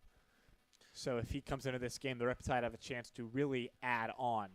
Hey, you talked about golf. 34 would be a pretty good golf score, but in terms of an ERA, not too pretty there. So the Aussie looking to lower that as he gets warm. So stepping up for the Riptide here, Tyler Holland, still just 1 out in this frame. The Riptide do lead this game 7-1. Holland so far today flew out to left and then walked. He'll swing at the first pitch. It's popped up. Keeping an eye on it is Galloway. He'll make the catch right behind home plate. Trying to throw back. It'll scoot into the outfield, but no chance to advance for Grant MacArthur. So Tyler Holland goes down on a foul pop-up, second out of this inning, but it'll flip the order back to Bradley Navarro. You don't see that a lot, the pop-up foul to the catcher. You don't see them try and back pick a lot on those plays, and it was unsuccessful. I'm sure MacArthur's not too thrilled with the attention that he's getting on the bases. For sure. So MacArthur remains on second, Montgomery on first. Orange County leads this game 7-1. They've already scored 3 times off Xander Allen Fox. Navarro will swing and miss the first pitch from the lefty. First time we're seeing Navarro in the right-handed batter's box today. He's a switch hitter. He's been lefty through the first 3 at-bats today. Been turned around here and hitting from the right side. We've probably seen him have more power from the left side of the plate, but certainly still a potent hitter from the right side of the batter's box. Count will even at 1. I've always wondered how switch hitters, how they go about that. If they take an even amount of swings on both sides in batting practice, or if they feel more comfortable one way or the other. It's an interesting process. Well, Bradley says it's tough for him because no member of this coaching staff for the Riptide is left-handed, as that one misses up and in for 2-1.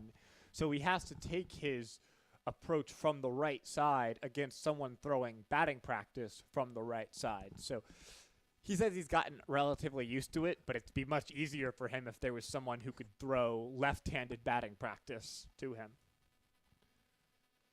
2-1 here to Navarro. He'll lace that one fair down the field line. In comes around to score MacArthur. Racing around is Reed Montgomery. He will be sent as well. Bradley Navarro's going to hold at second for a 2-run double.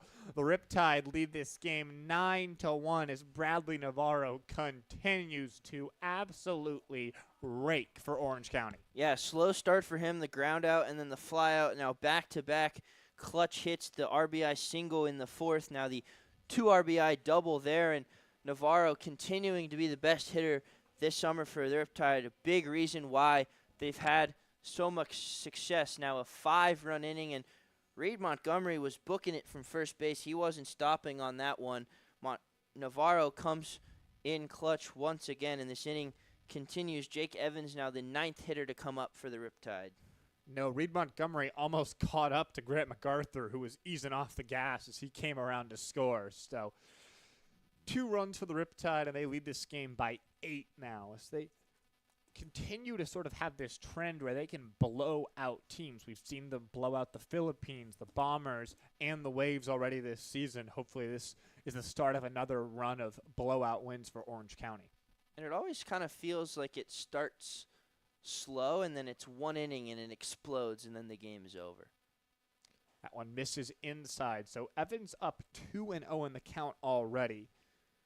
So far today, pretty much the only Riptide hitter who hasn't gotten anything going. He's 0 for 3 and the only player in this Orange County lineup who's not reached base at some point.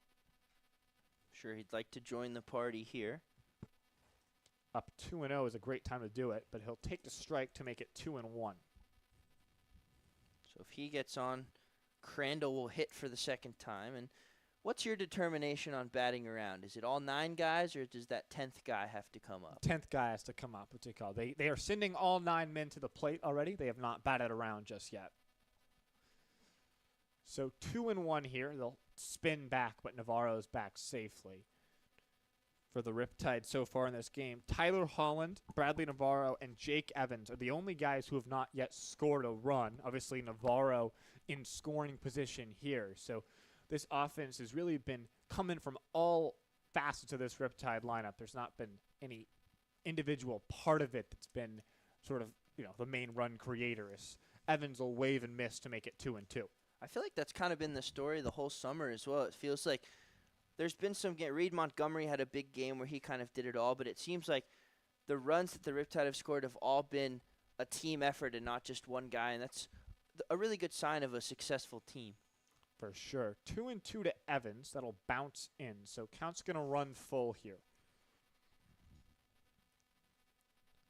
Jake Evans can get aboard. Every single member of this Riptide lineup will have reached by the 5th inning, which is definitely something you don't say every day.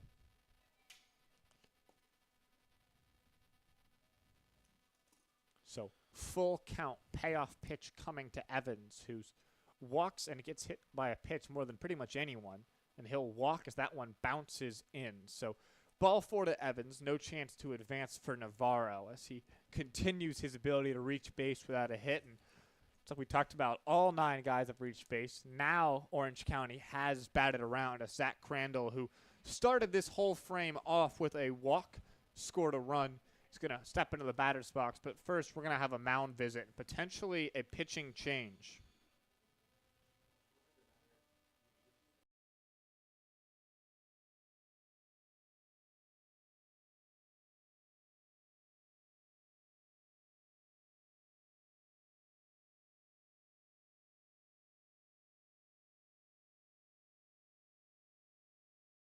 This pitching change is brought to you by Experian. Experian is your BFF, your big financial friend. It's big enough to have the resources and knowledge that have an impact, but it's personal enough to help with what's best for only you. No matter where you are in your financial journey, your big financial friend is a trustworthy companion by your side. Wherever you are in your financial journey, your big financial friend is ready to help you navigate the smartest way to reach all your personal financial goals with solutions that you can trust. This is Experian, your big financial friend for life. For more information, visit Experian.com. Coming into the game here is Max Strickland. We'll have his information after this.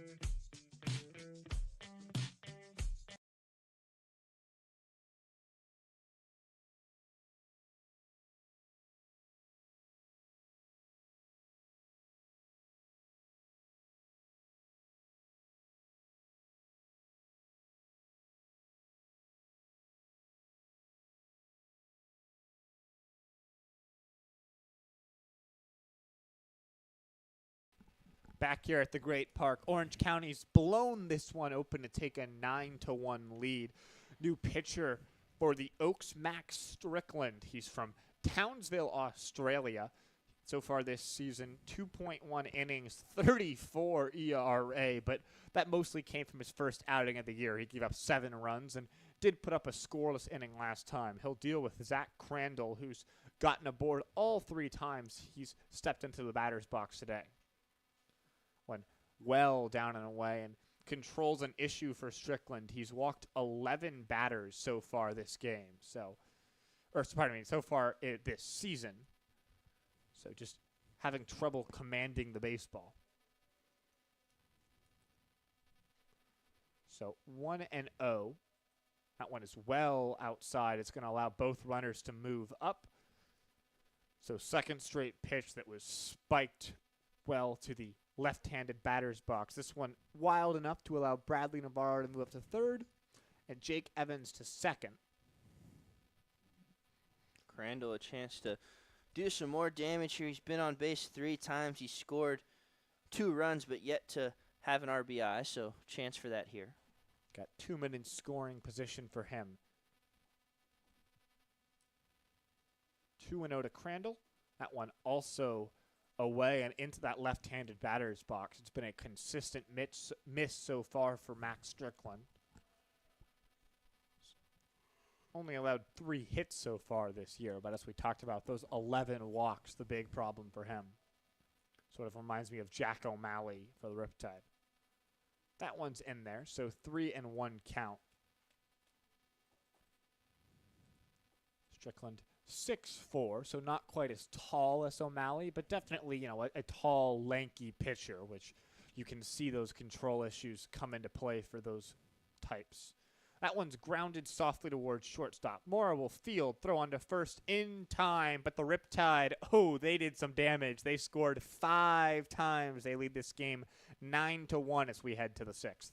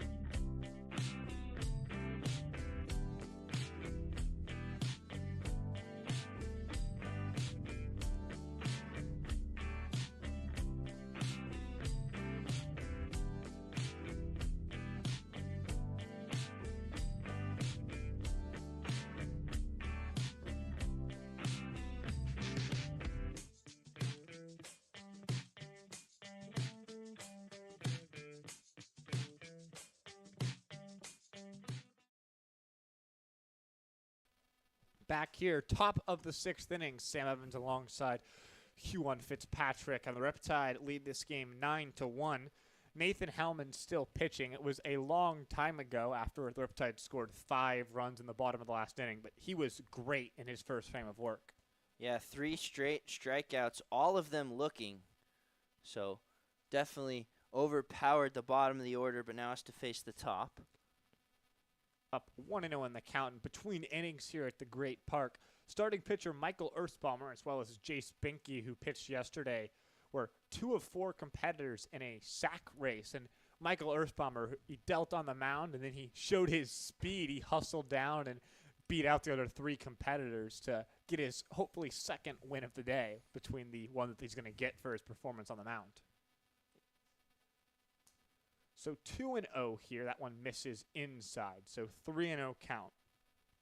Yeah, Stanford might be getting a 2-sport athlete, and Earthbomber might join the sack racing club in Stanford. I didn't know that sack racing was a new D1 sport, but I guess with the NIL changes, college sports is never going to be the same. 3-0 here now. Helman does find the strikes now to make it 3-1. Funny outing for Helman. First 2 strikeouts were on 6 pitches, then he went behind 3-0 and then got a strikeout, and now 3-0 here before the strike. So 3-1 now. That one also in the strike zone. So trying to perhaps do the exact same thing. And for Helman, if there are any, sort of marks on him so far this summer, he has walked 3 batters in now 5 1/3 innings, but just 1 hit allowed from him. So done a great job. That one's carved off to the right side. This entire Riptide pitching staff has just been fantastic. They've sat down 12 in a row, have not allowed a hit since the first inning. So to go back to Jax Jimenez's second inning hit by pitch for the last time a runner reached base, and since then 12 straight set down. This one's chopped. Helman will field. He'll flip on to first in time. So you can make it 13. Though there perhaps seems to be some confusion. Helman, I think, thought that ball bounced straight to him, but the hitter, Lucas Danielwick, seemed to think that one bounced off him. So we're going to have a meeting between the umpires here to see what they saw. Dave Gimby and Heath Jones coming in from third and first to chit-chat with Andrew Thomas. The ruling foul balls, so we'll do the 3-2 one more time. I'm not happy about that call. I already wrote the out in my scorebook, so we're going to have to erase it unless the same result happens here. Well, I hope for your sake that we get a ground ball right back to Helman. So 3-2 one more time. That one is lifted towards center field. Montgomery's got it played perfectly, but you're going to have to change your scorebook because that one's lined towards center field for the first out of the inning. No big deal. We can just cross it off and put the out there. So I'm glad it wasn't a hit, though, because then you'd have to draw the little base marker. So glad it wasn't a hit. Not too much work.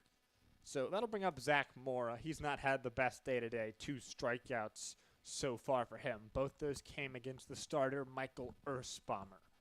So his first chance to face off against Nathan Helman, but it hasn't really been much of a drop-off from Helman so far. First pitch, swing and a miss. So Mora continues to struggle at the plate against this Riptide pitching staff. Yeah, 2 strikeouts for him, and not the only one that's done that. Veal struck out twice, so has Dawson, so doesn't feel alone in that regard. And Holly, 4 hitters have gone over 2 at 2 strikeouts. This one will get him inside, and so a 13-batter retired streak that was preempted by a hit by pitch is ended by a hit by pitch as Zach Mora gets the painful trip to first base. But regardless, that'll bring up Jacob Galloway, who so far today had a sac fly to score the one and only run of the ball game for Conejo. He also grounded directly to first base as Johnny Rodriguez tapped him to get the last out of the 3rd inning. Yeah, that was a lot. 3rd inning was the last time he was up, so not a lot of offense for this Oaks team. Helman keeps an eye on Mora, and yeah, I mean, when you're just setting guys down in order, when I look down at my sheet, there's just so many zeros on the board for Conejo as they just haven't been able to string together good at-bats, and that's a credit to this Riptide pitching staff.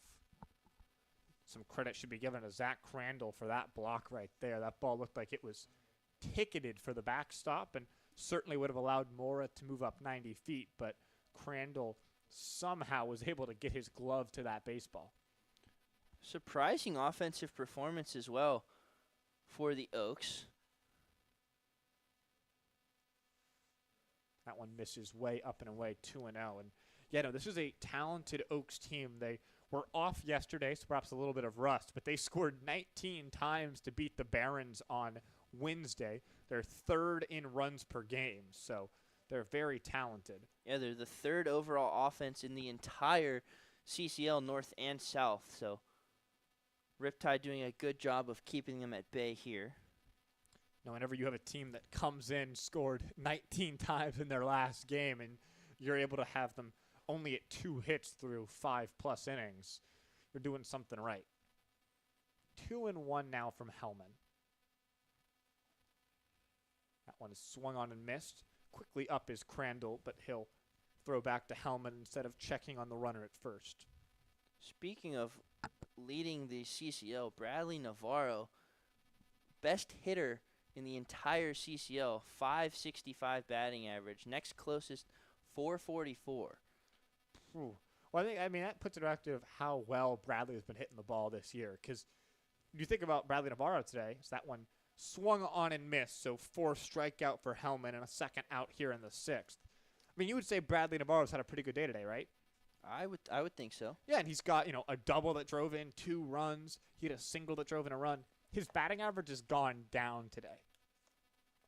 He's just so talented and continues to absolutely rake. He's played great defense out in left field as well, and it's been a huge part of everything for this Riptide team. And every player in the outfield in batting practice, all those pitchers were talking about that if there was someone that they had to face on this team, they would not want it to be Bradley Navarro. Yeah, I wouldn't want to face him either. I think no one would want to face him, and it looked like the Oaks were keeping him at bay, and then he just exploded his last couple at-bats. Well, and at Cypress this last season, Navarro started out awful. He had like 2 hits in his first 30 games is what I heard, but just turned it on afterwards, stayed red hot, got the offer from Utah, and just hasn't cooled off here with the Riptide.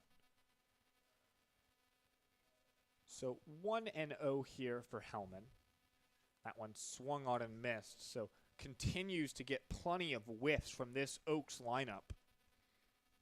Riptide have already struck out 10 players today, 6 from Earthbomber. Helman's got 4 in an inning and 2/3, but just have been carving up this team here from Conejo. That one is golfed. It's going to be caught. A nice rangy play from Tyler Holland ends the inning. Riptide still up 9-1, headed to the bottom of the 6th.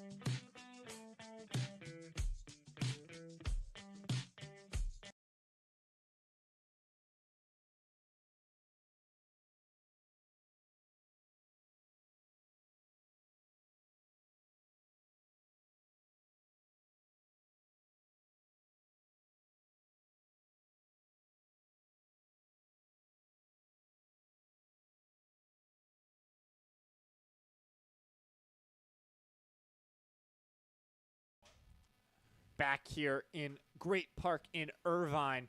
Riptide are dominating this game. They're up 9-1. They scored 5 times last inning and looking to add on off Max Strickland, who got the last out of the frame.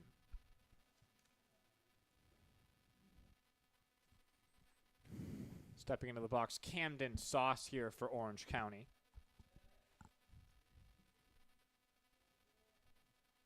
He'll take the first pitch in there for a strike on the outer half, so nothing in 1 count.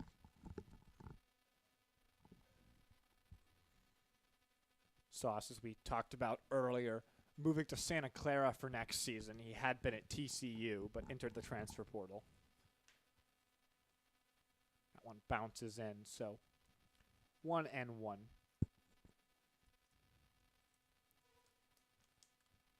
And Sauce so far this season has really been a three true outcomes warrior. Almost 50% of his at-bats are ending in either walks or strikeouts. Ton of 8 walks, but 6 strikeouts, as he'll swing and miss at that one well away. Trend continues a bit here. He struck out in the 3rd, but had a single in the 1st and then reached on an error last inning. That error proved critical. It sort of sparked the Riptide rally. Could have been a double play that really would have shot the Riptide chance to extend the lead down before it even began, but instead sparked a huge inning. So 1-2 here. Bounces in again, so 2-2. It's been a pretty consistent miss for Max Strickland, who's found his ball in the left-handed batter's box more times than not. If I was Carter Dans, I'd be ready to dance out of the way. Like that one. Thanks, man. Appreciate it. 2-2. That one is chopped weakly. Going to be a very tough play if it stays fair, and it will. Perfectly placed, literally on the dirt between the chalk and the grass. So a leadoff single for Camden Sauce. He hasn't hit one out of the infield yet, but he's been aboard 3 times today. That's how baseball works. His first at-bat bounced one back to the pitcher, but it bounced high enough to be a hit and then reached on the air, and that one hit it maybe a couple feet past the pitcher's mound for a hit. So unconventional way to go 2 for 4, but nevertheless, he's done it. Last 2 times he's been aboard, he's come around to score, and Carter Dans was a big part of that with his double that started things off for the Riptide. Takes inside for a ball, so 1-0 count. But Dan so far today, that 2-run double back in the 1st, grounded out in the 4th, and then singled and eventually scored back last inning. Had 1-0 here. Takes up to make it 2-0, and definitely the talk about making sure that he's keeping his weight back on his back foot. Looks like he's doing a great job of that right now and staying patient, waiting for his pitch to come and taking advantage when it gets there. Yeah, he's had some good at-bats today. That double really wasn't waiting around. First pitch swing, and he crushed it. Probably the hardest hit ball he's had of the summer. If he'd pulled it just a little more, it would have been his first home run. Takes a strike here to make it 2-1. So far, the Riptide already scored 9 runs on 11 base hits in this game and just 1 run on 2 hits so far for Conejo. Keeping a close eye on Sauce, but he's certainly pretty close to the first base bag. They'll throw over, but he was nowhere close to being caught out there. Looks like Jack Salmon has come out on deck to pinch hit for Grant MacArthur. But still, before that, 2-1 on Carter Dans. He'll take up to make it 3-1.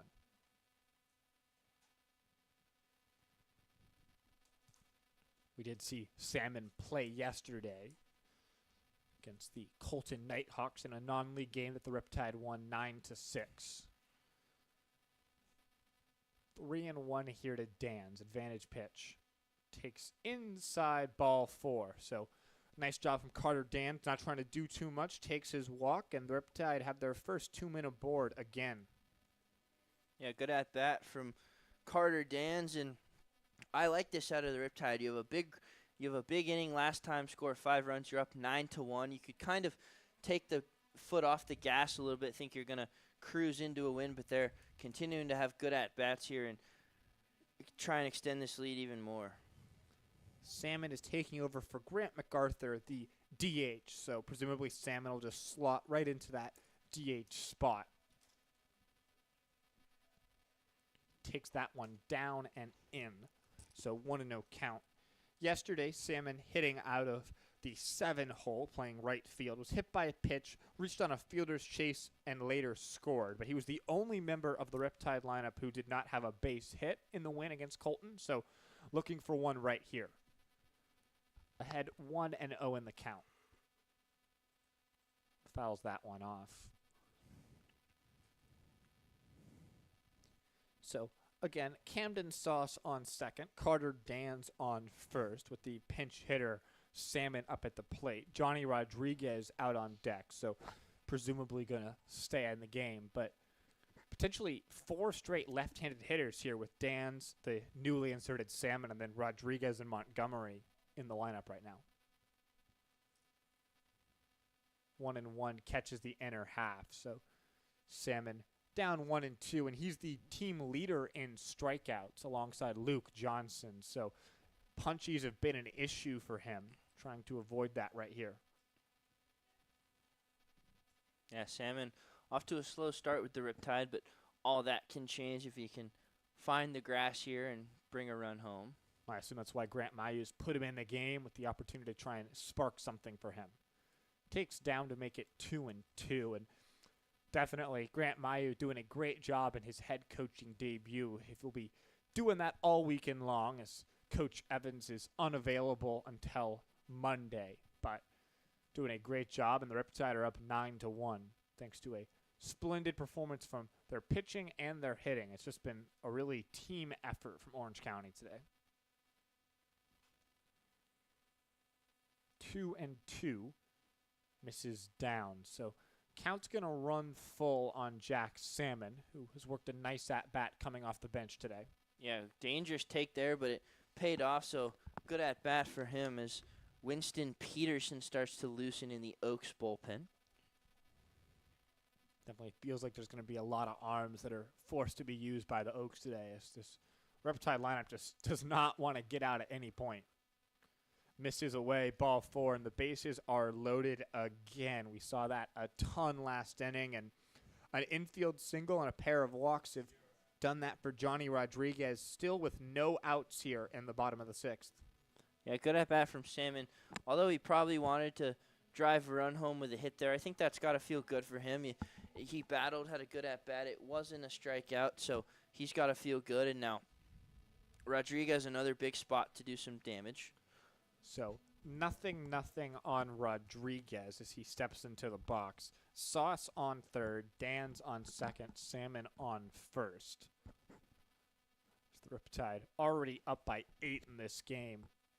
That one does catch the strike zone to make it 0-1, but just looking to pummel the Oaks here and really send a statement that they're coming. They're only a half game out of the playoffs right now, a half game behind Arroyo Seco. They're a game and a half behind these Oaks and looking to close to just a half game behind Conejo.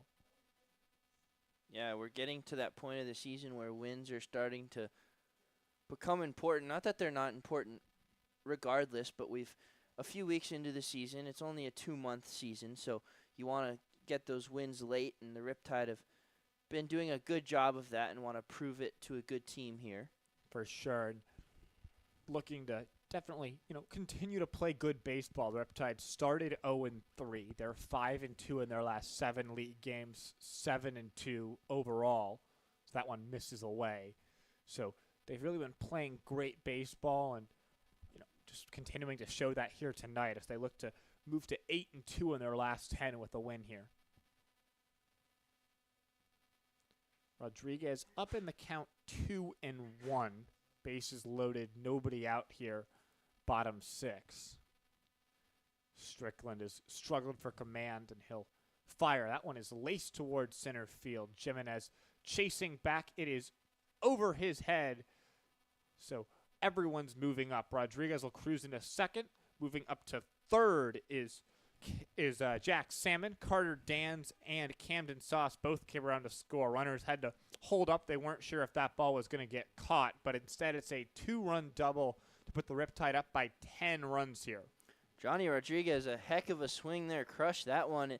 I thought it was just going to be a fly out for a sacrifice fly. It just kept going. Jimenez turned his back and hit off the base of the wall. So good at bats for Rodriguez. He's had a slow start with the bat, but now RBI triple, RBI double, and a sac fly, so he's had a good day.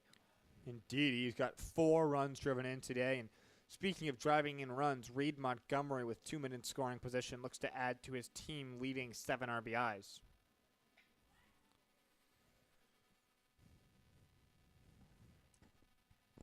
Montgomery ready to go here now, still against Strickland, who's continued to struggle for Conejo. That one is fouled off behind to make it 0-1.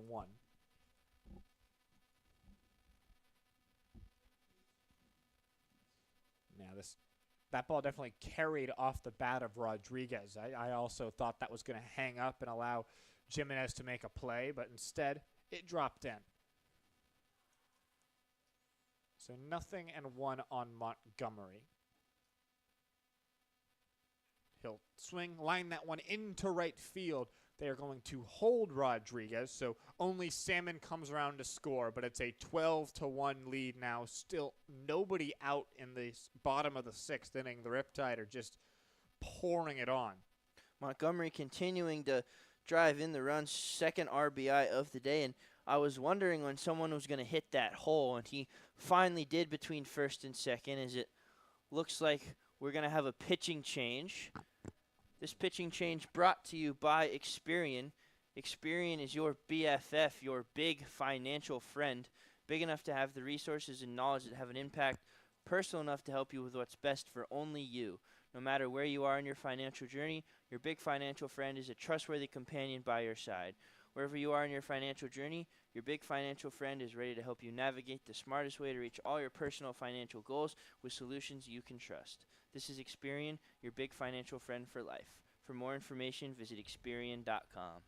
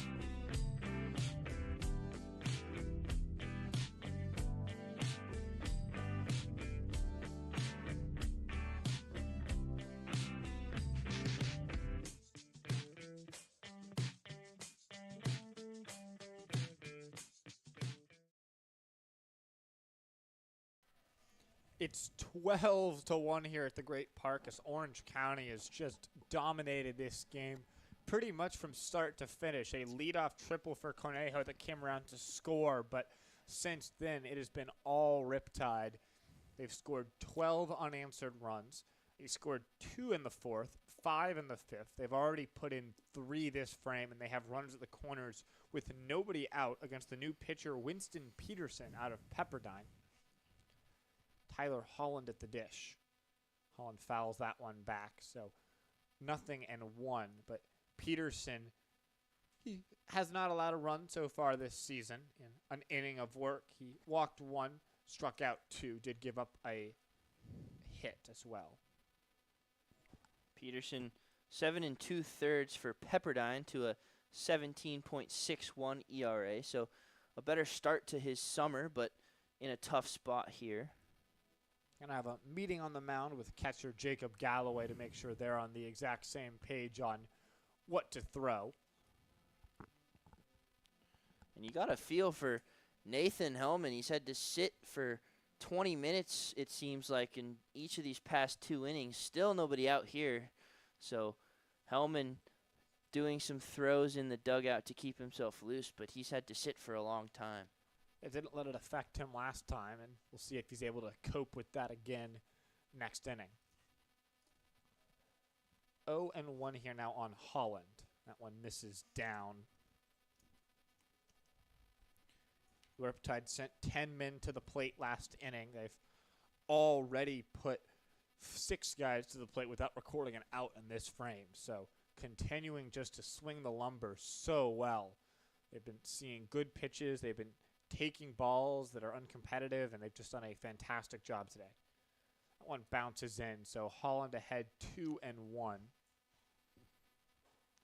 He does not have a hit yet today and looking to extend what would be a 4-game hit streak if he can get one right here. It seems like him and Jake Evans really the only guys to not have a hit tonight. So Holland would like to add his name to the list. That one catches the inner half to make it 2-2.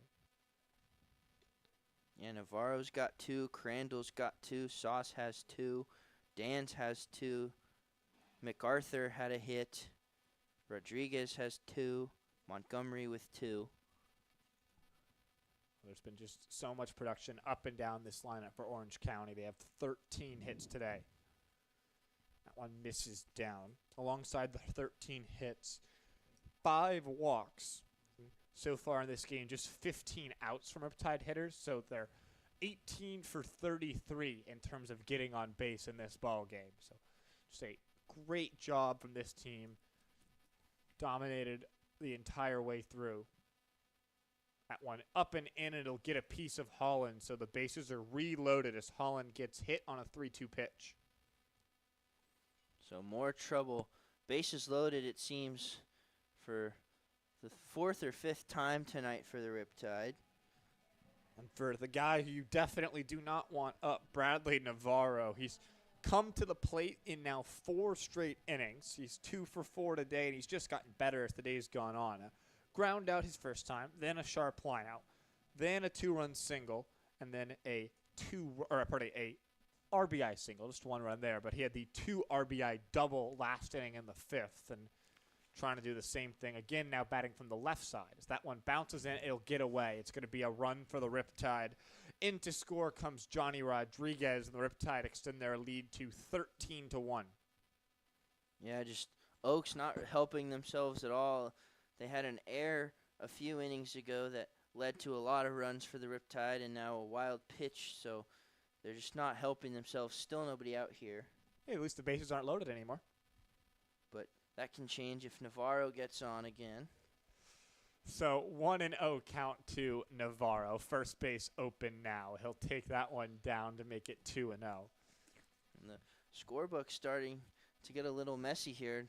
Scorebook's not designed for hitters to hit multiple times in 1 inning. So Crandall's second, 5th inning at bat is in the 6th inning slot. If he gets up again, it's going to have to be in the 7th inning slot. Oh, yeah, this is just chaos in my scorebook. That one bounces in. It'll get away, but not far enough to score the runners. Navarro's up 3-0 in the count now.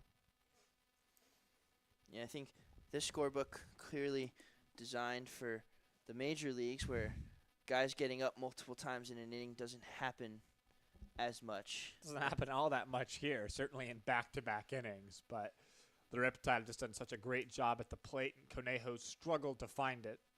That one does catch the outer half, so 3-1. And at this point, you just want to have the opportunity for some guys who maybe haven't had the best start to find themselves, if you can get some more stats for a guy like Bradley Navarro, certainly no one's complaining about that. That one misses inside. So the bases are once again loaded as Bradley Navarro walks for the first time today, but the 10th time this season, which, given that the Riptide have played just 12 games, this is their 13th game of the year, 10 walks in 13 games is pretty unbelievable. Jake Evans wants to join the party here, the one of 2 Riptide players to not have a hit today, so he'd like to join that in a big way.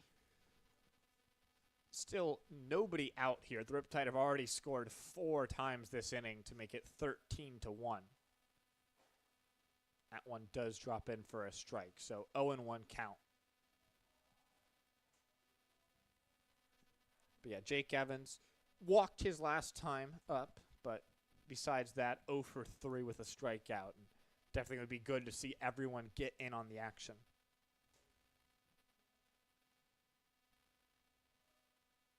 That one bounces in, so count even at 1. Montgomery is standing on third, Holland on second, Navarro on first. So Orange County continues to control this game and have plenty of traffic on the base paths. Quiet in the Oaks bullpen, so they're going to let Peterson run as long as he can here.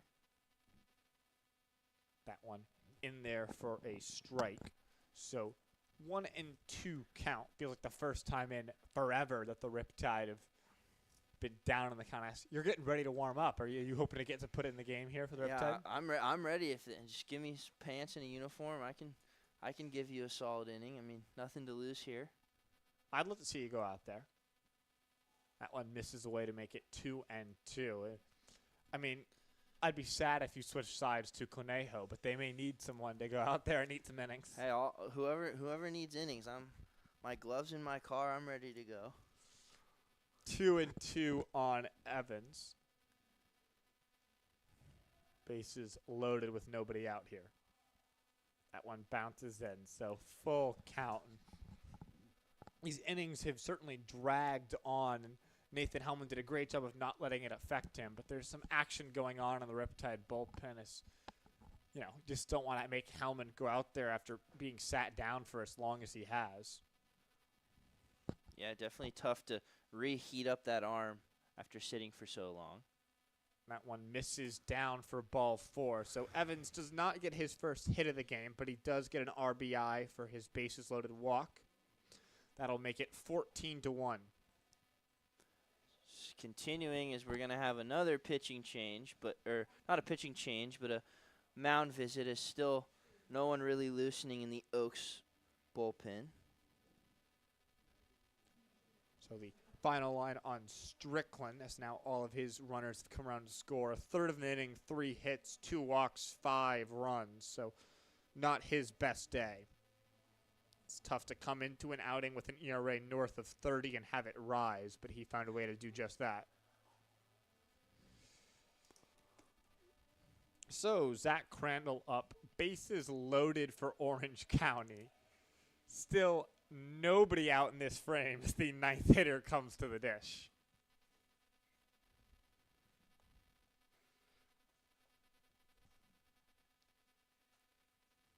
Crandall takes one down, so 1-0 count. Orange County, who scored 5 runs in the 5th, have already scored 5 times in the 6th. We're 2.5 hours into this game, still not 2/3 of the way through yet. That one drops in for a strike, so 1-1 count. For the Riptide, just 3 strikeouts today. They all came from starter Caden Beloin. So doing a great job of avoiding the punch out, putting balls in play. And this definitely an extreme result as Crandall goes around to make it 1-2. But when you put balls in play, good things happen. You're not going to score 14 runs in 6 innings very often, but certainly good to see the Riptide offense continue to cruise. They scored 9 runs yesterday against Colton. They scored 8 against Santa Barbara. 1-2 for Crandall. That one misses inside. So 2-2 as the count evens up. Winston Peterson not getting any favors from Andrew Thomas behind the plate. He's going to have to earn that first out. Still nobody warming up in the Oaks bullpen. Finally gets the first out. Crandall goes looking for the first out of this 6th inning, but the bases are going to remain loaded. As Camden Sauce, who started this frame off with an infield single that sat fair by maybe 5 inches, got a pinch hitter coming out on deck. It's Marcos Rosales, and that'll likely prompt some shuffling in the outfield as Rosales is coming in for right fielder Carter Dans. Sauce still out there. He'll take a strike down the middle to make it 0-1. So the runners on base, Evans on first, Navarro on second, Holland on third. All those runners were put aboard by Peterson. He'll miss well inside to make it 1-1. Just a really complete game here from Orange County. You know, you've played good defense, no errors so far today. Hit pretty much everywhere in the lineup. You've thrown now 5 straight innings without allowing a run after that leadoff triple. They're the only blemish on Earthbombers Day. As that one's grounded, it's stopped. They're going to throw home for 1, and that's the only out they'll get. So Peterson got his glove to keep that ball from going any further. And a second out here on the fielder's choice towards home. So the pinch hitter Marcos Rosales coming up to the plate here.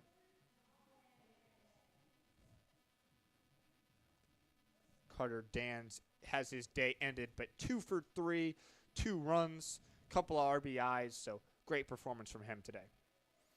Yeah, Dans played really well. He kind of got the offense going with that big double in the first inning, and they haven't looked back since. First pitch to Rosales, catches the outer half for a strike. Jack Salmon still out there on deck, so it does look like he'll stay in this ball game. So Sauce now on first, Evans on second, Navarro on third. The Oaks are 1 out away from getting out of this inning after giving up 5 runs. That one catches the outer half to make it 0-2. Yeah, 10 runs in 2 innings is not a recipe for success if you're the Oaks. Yeah, it's pretty good from the Riptide hitters. If you can score 12 times in the last 3 frames, you should do that more often. So 0-2 on Rosales with the bases juiced. He'll swing and miss, and the inning comes to a merciful end, but not before the Riptide add 5 more. They're up 14-1 headed to the 7th.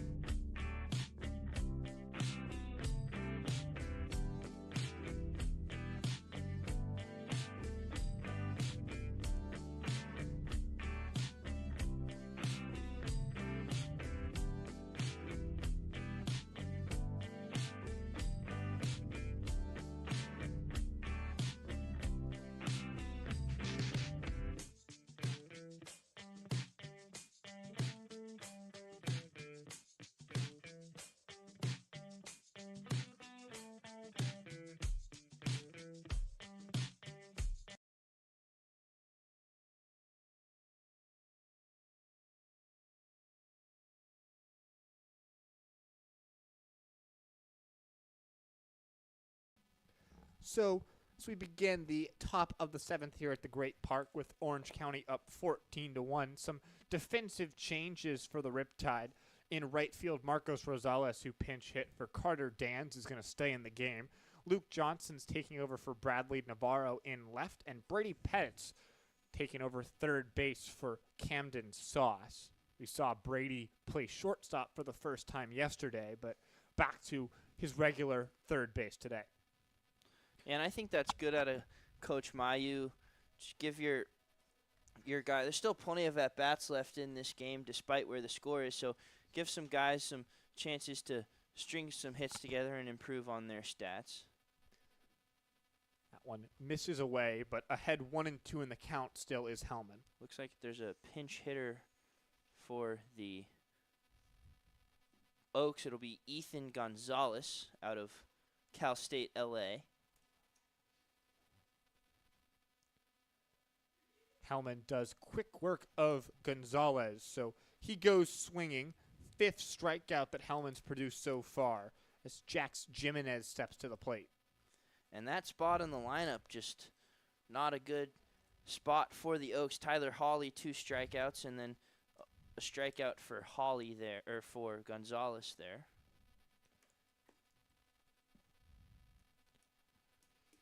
So nothing count here.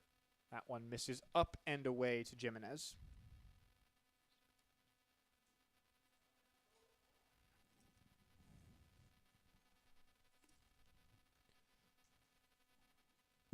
Helman is ready now for the 1-0. Swing and a miss. Jimenez, one of a handful of hitters in this Oaks lineup who's not struck out yet in this game, but trying to avoid that right here.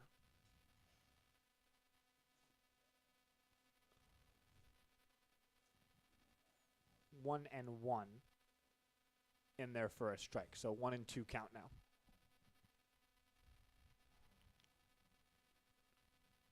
Yeah, 11 strikeouts for the Oaks, 6 from Earthbomber and 5 so far for Helman. That one bounces in, so count's going to even at 2 apiece. And despite sitting for what feels like an hour combined over these last 2 innings, Helman still looking pretty sharp. He's kept himself loose. Doesn't feel like an hour. It has been an hour. The Riptide have scored 5 times in each of the last 2 innings. Jimenez, the switch hitter, batting left-handed. This 2-2 count. Bounces in, so count's going to run full.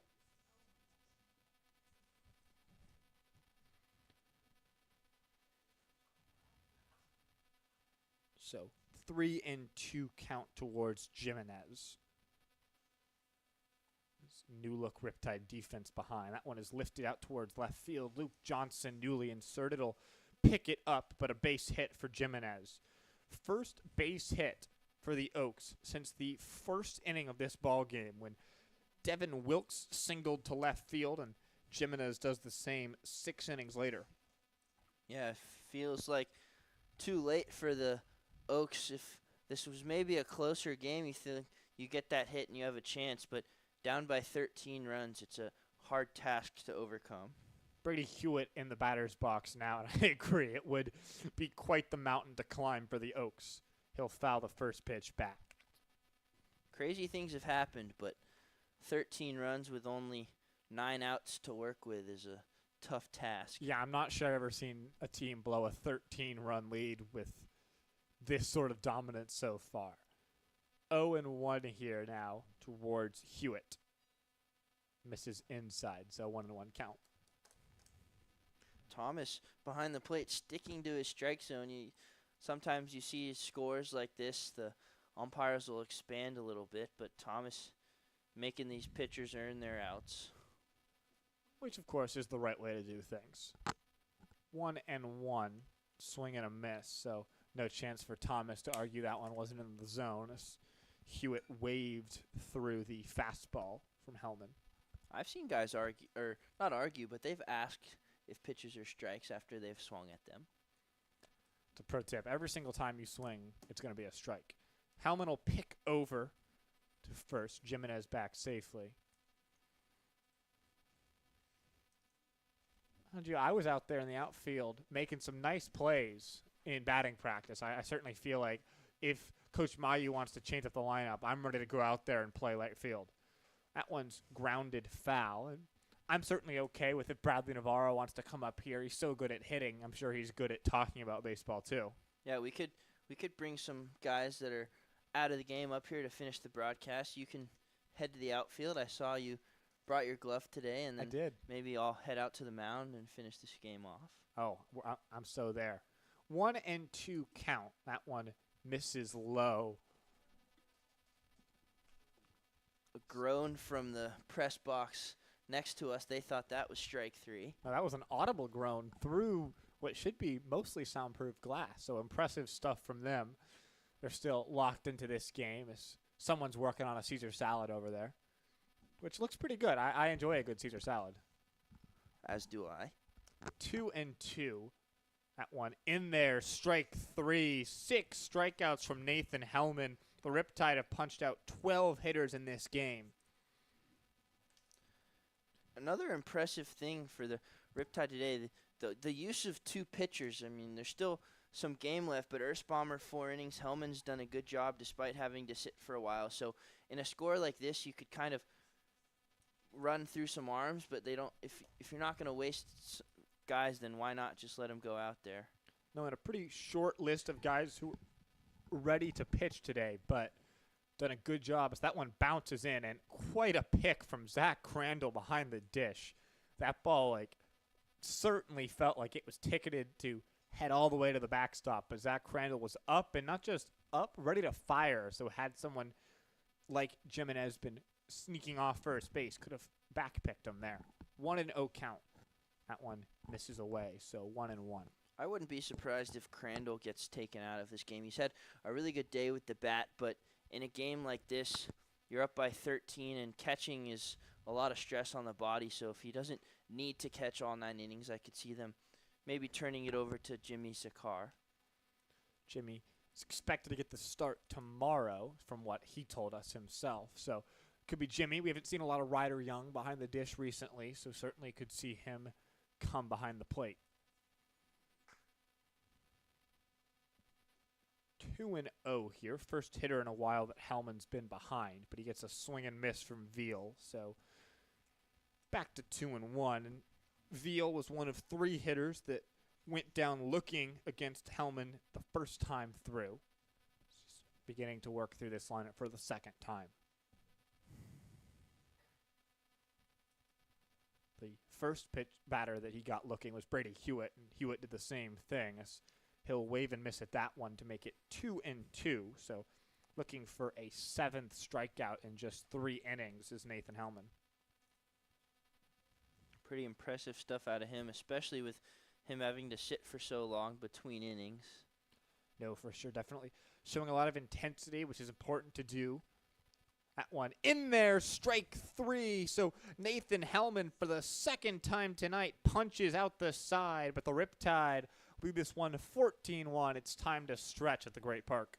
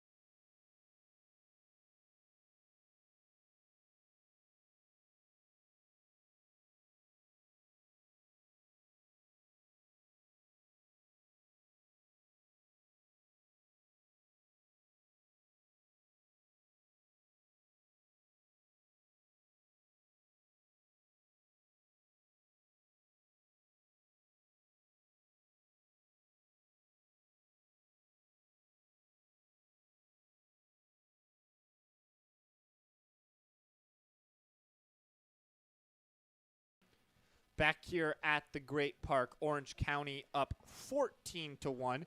Defensive changes for Conejo. So Ethan Gonzalez, who pinch hit last inning, he's come in at shortstop. Shortstop Zach Mora has slid over to third. And Tyler Holy, who was the one who was pinch hit for, he's out of this ballgame. First pitch for Jack Salmon swung on and missed. And Luke Casares getting hot in the Oaks bullpen, so we could potentially see him in the 8th or even in this inning if Peterson gets into trouble.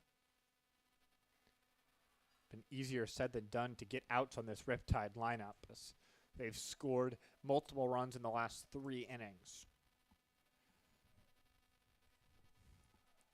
1-1 here on Salmon.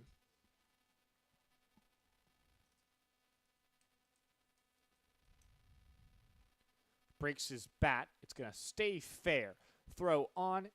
Bounce. It'll get away. So Jack Salmon will reach. He's going to try and run up to second, and he will make it easily. So the broken bat leads to 2 bases for Jack Salmon. Looks like they're going to score that play an error.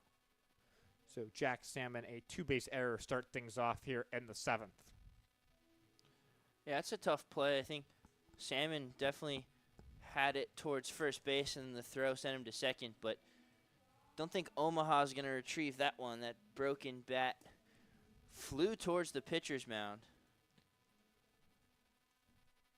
Johnny Rodriguez comes up to the bat here for the Riptide. Still in this ballgame, Rodriguez has had a big day so far. He's already had a triple and a double.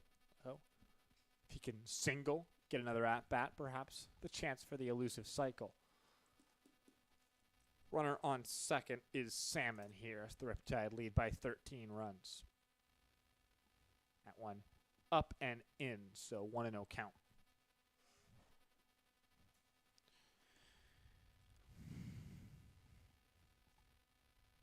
Rodriguez has had a good day, as you said, so looking to add on to that.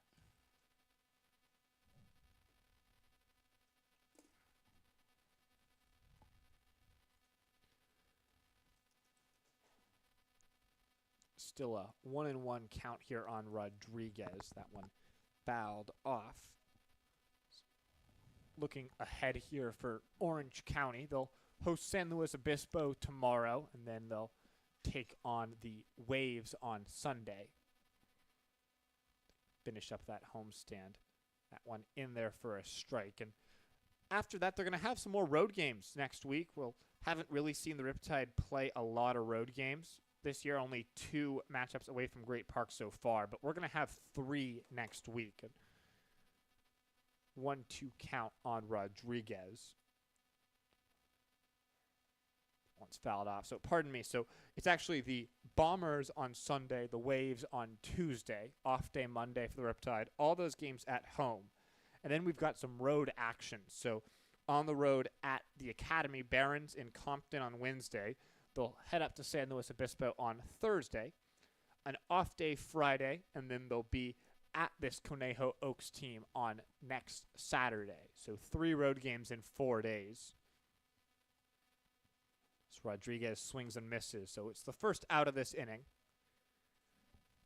The 3rd strikeout from Winston Peterson. Then Conejo will come here to finish out the month. So we've got a couple more matchups with the Oaks coming up. Brady Pettit on deck, so he'll hit for Tyler Holland. We saw Pettit come in at 3rd for defense, so he'll hit in the spot of Tyler Holland.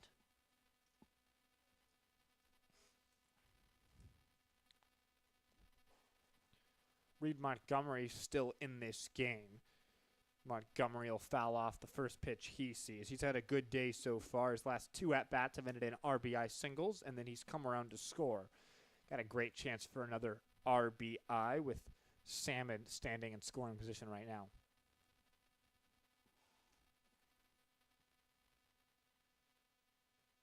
That one's in there for a strike. So Montgomery down 0-2.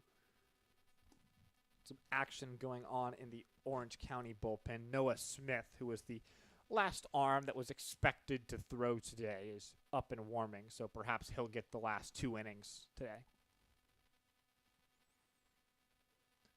0-2 on Montgomery. He swings and misses, so Reed Montgomery strikes out for the second time today, as Winston Peterson's the first pitcher that's had any sort of sustained success against this Orange County lineup so far.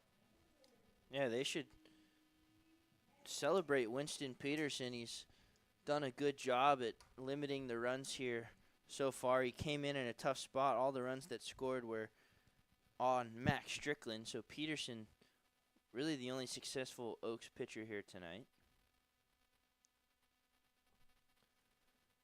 That one fouled off, so 0-1.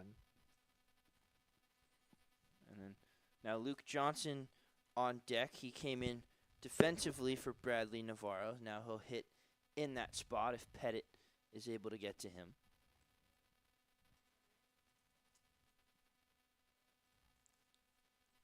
So 0-1 on Pettit. That one bounces in. It'll roll all the way to the backstop. So Salmon's going to move up to third. He's just 90 feet away now.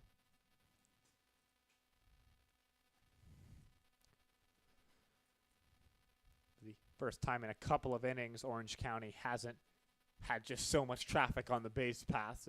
Even though you've got a runner on third, it definitely feels a lot calmer than it has the last few frames for the Riptide. Yeah, we've seen the bases loaded constantly over the last few innings, so a bit of a rest for the Oaks. That one outside, so 2-1 count.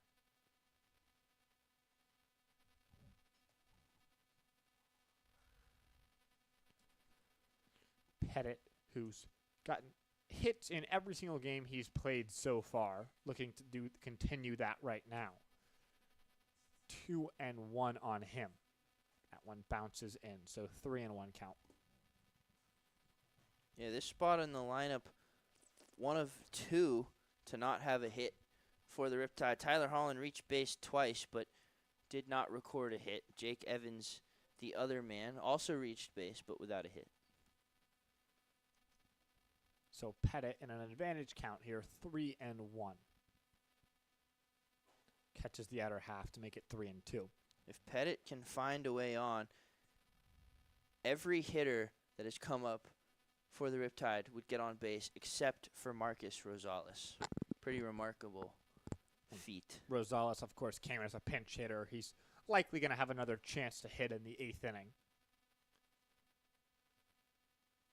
Swing and a miss there from Pettit. So the Riptide actually go down with 3 strikeouts that frame, but they're still up 14-1. So headed to the top of the 8th at the Great Park.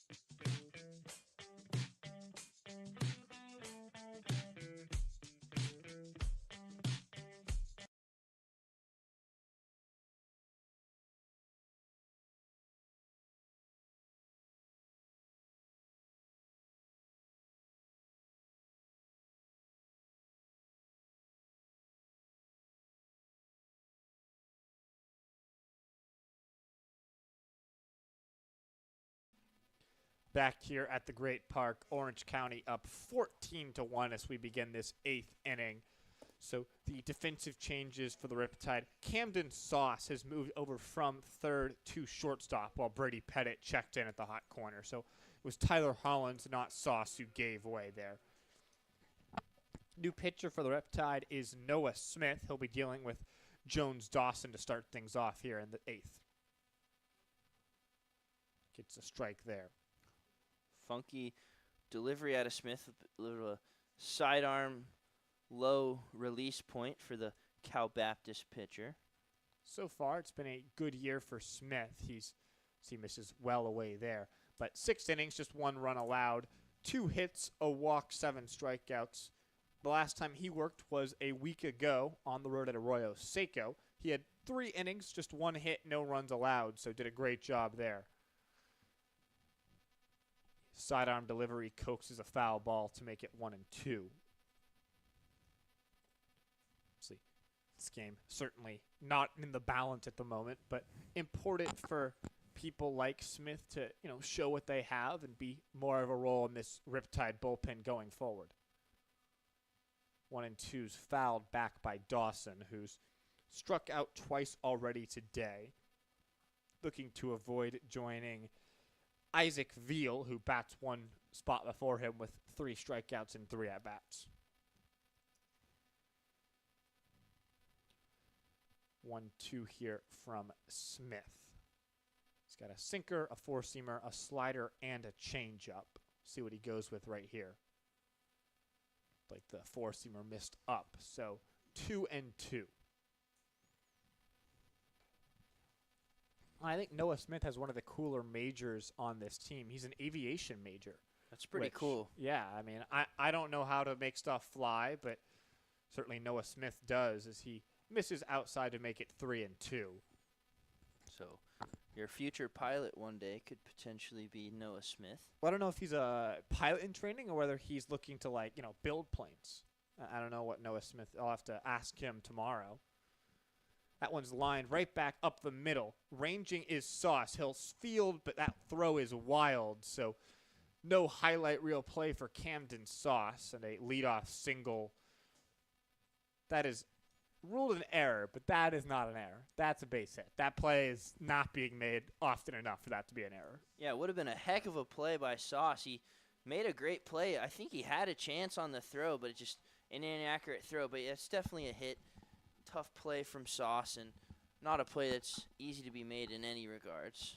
So Lucas Danielwicks up here, top of the order, has scored the only run of the ball game for Conejo. He'll swing at the first pitch and miss. Yeah, it seems like ages ago, first pitch of the game, a triple.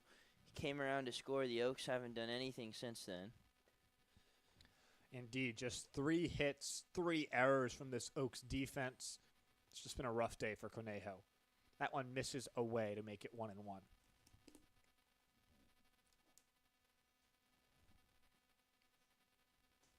Camden Sauce definitely still giving it 110% out there at shortstop. Fairly close. He slid to that ball, picked it up, and had the throw been on time or on line, it would have been on time. But, just not a play that gets made very often. So, yeah, but definitely something you appreciate as a coach and a teammate, seeing that effort. Chopped, but up the middle. So, base hit. Throw towards second, not in time. So 2 men aboard here with no outs as both of the first 2 men to face off against Noah Smith have reached. Now, absolutely no pressure here on Noah Smith with how big of a lead this is, so he can just go to work and get through, work on stuff. It's kind of like a bullpen in a sense. Like obviously there's a hitter in there, but work on some stuff that he might be struggling with. Zach Mora up at the plate. He's 0 for 2. He was hit by a pitch last time. He'll chop that one off towards third, but well foul. Oaks have doubled their hits in the first 2 batters here. They had 2 all game and then 2 in this inning.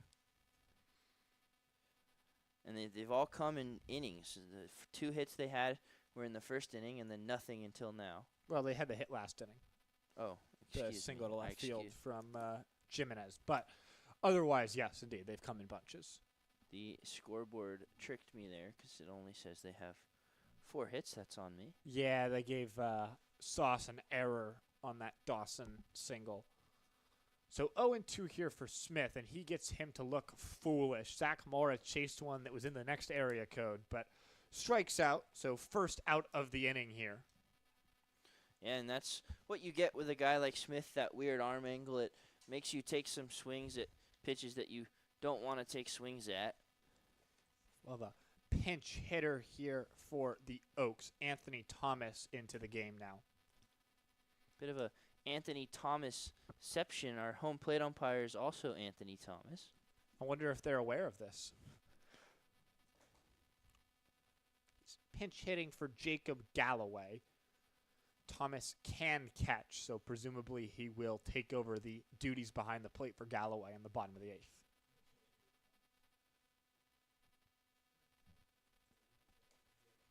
He's ahead 2-0.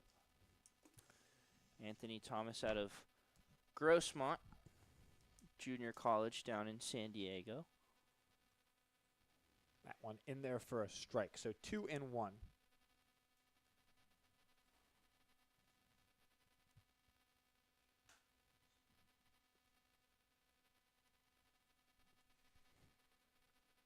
Trying to get some more runs on the board for the Oaks. He'll take a ball high. So ahead 3-1.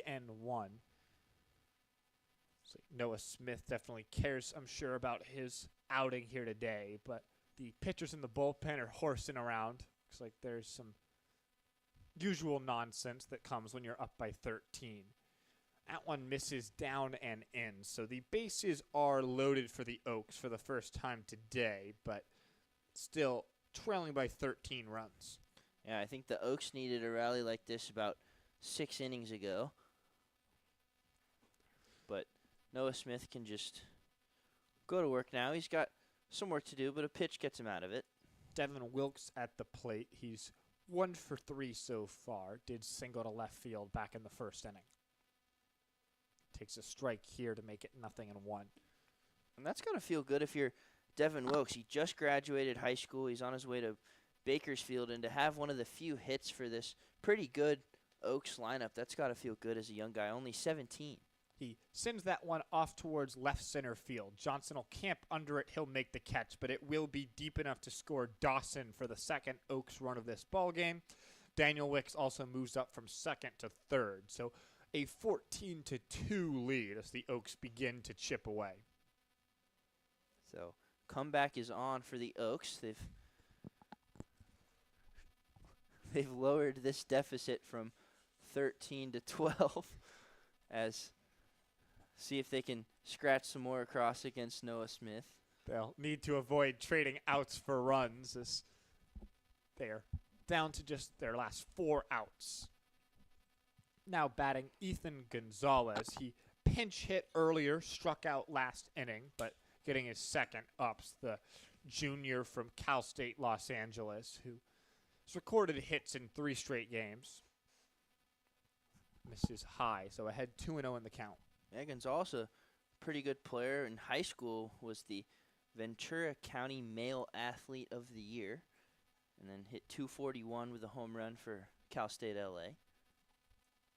Swings and misses there, so 2-1.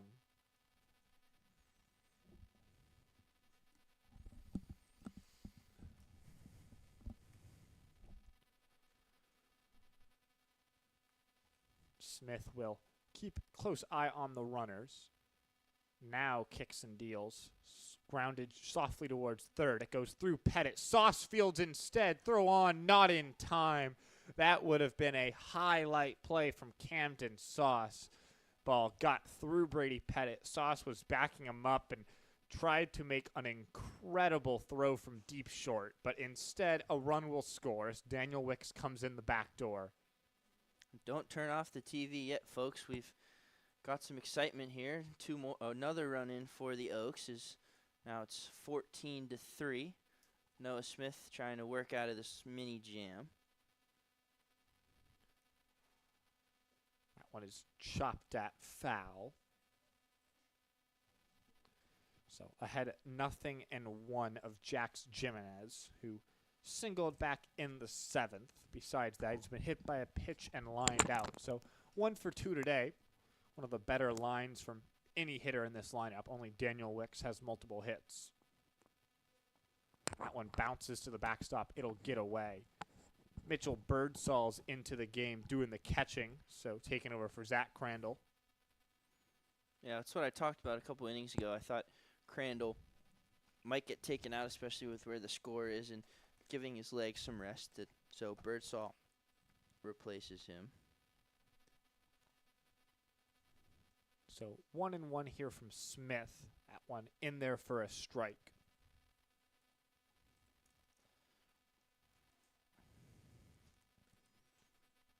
Birdsall will get a chance to hit. He'll be due up 3rd next inning. 1-2 here as Smith tries to get out of it right now.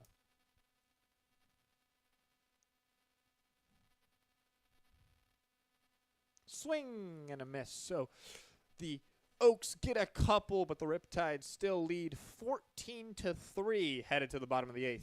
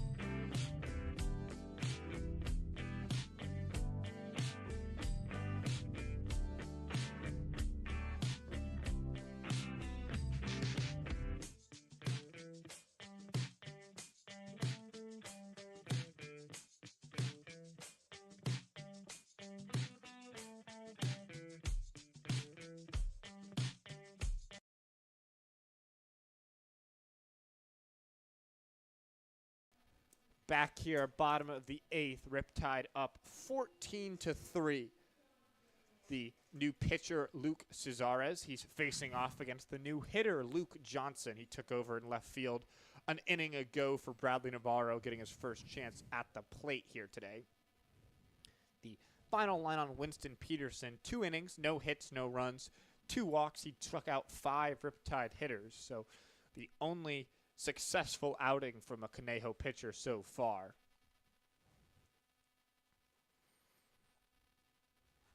So Luke Johnson's going to lead things off here in the 8th, and he'll take ball 1 outside. Behind him is Jake Evans, who's still looking for his first hit of this game, and then Mitchell Birdsall, who checked in at catcher for Zach Crandall, is going to hit 3rd. That one misses away, so 2-0 count. Cesares out of LA Valley College through 8 innings for them to an 11.25 ERA. He hasn't pitched in a week. Had a 10.8 ERA so far this season. Takes a strike there, does Johnson, so 2-1.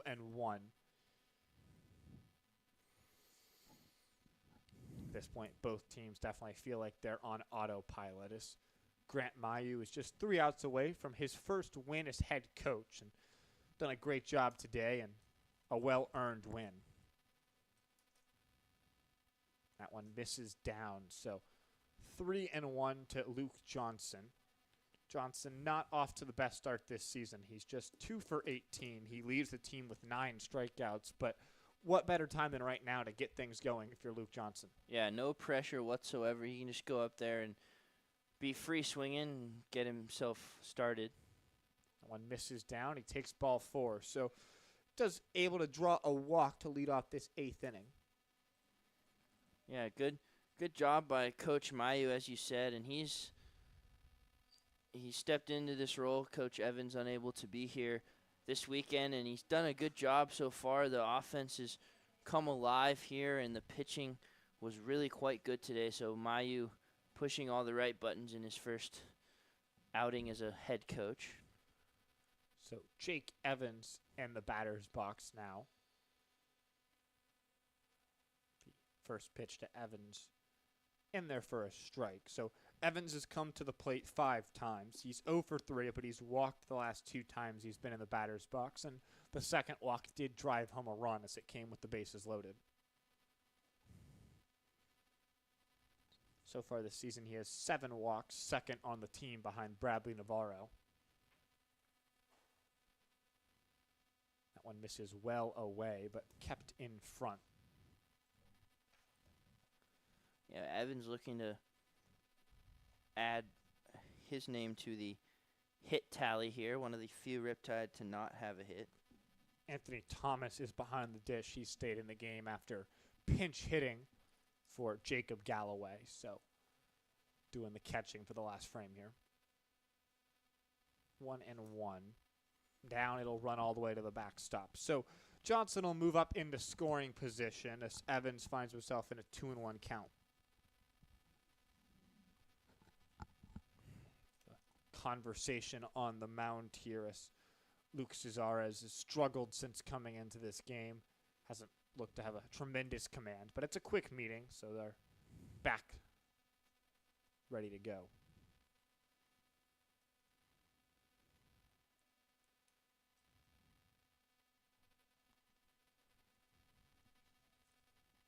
So Evans settled back in the batter's box after the brief conversation, and we're ready to resume play. He'll swing and miss at that one to make it 2-2.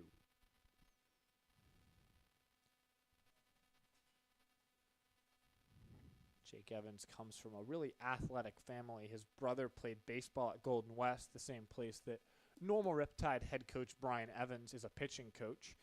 And then his sister played soccer at Santa Ana, the same place that Camden Sauce, who's 2 hitters away, will be attending next year. So that one misses high to make it 3-2. So perhaps he can ask Evans' sister for some recommendations on what to do while he's at Santa Ana.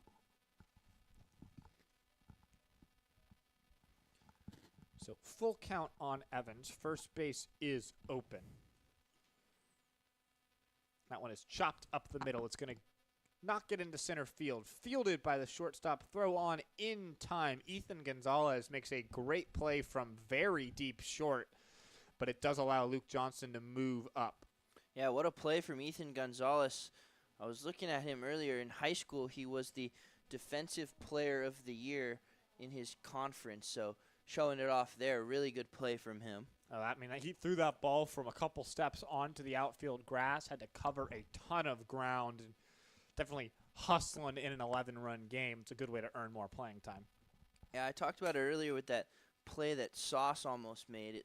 You really want to see that hustle, especially in games like this where you can kind of take your foot off the gas a little bit. If you hustle like that, it really shows good things to your coaches. Mitchell Birdsall swings at the first pitch, grounded that one towards Grant Mayu, but able to jump out of the way.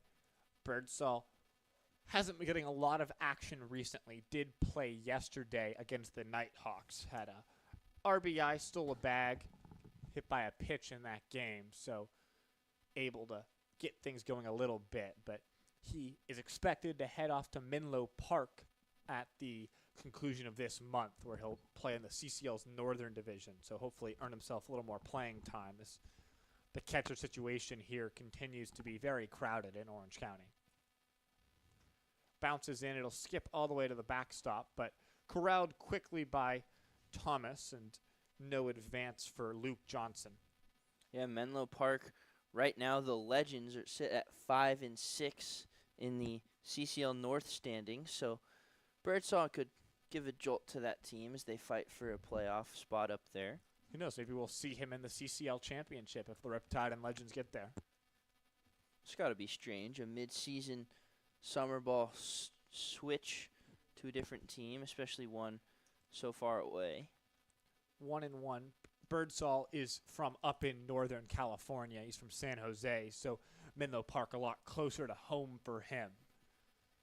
1-2 count now on Birdsall. If he can lift one to the outfield, at least he'll be able to get a sacrifice fly. Johnson's got pretty good speed over at third. And he plays at San Jacinto College, which is up there as well, so he'll perhaps be more comfortable up in Menlo Park. But we're happy to have him for the rest of the month down here. Yeah, Mitchell's a quiet guy, but definitely a nice person to talk to. 1-2 here towards Birdsall. He lifts that one out towards center field. Jimenez coming in. He will make the catch. Johnson will not tag. So throw down, which was a good one, ultimately irrelevant. Yeah, and I mean, that's shallow and not necessarily one to run on, but also you think if you're the Riptide, the score is where it's at. Don't want to make it too bad. So Luke Johnson, probably a business decision there, both shallow enough to not run, but also maybe not padding the score too much. No, that was a dart from Jimenez. I think that Johnson would have been hosed at the plate had he charged home. Yeah, a very good throw is a part of that equation as well.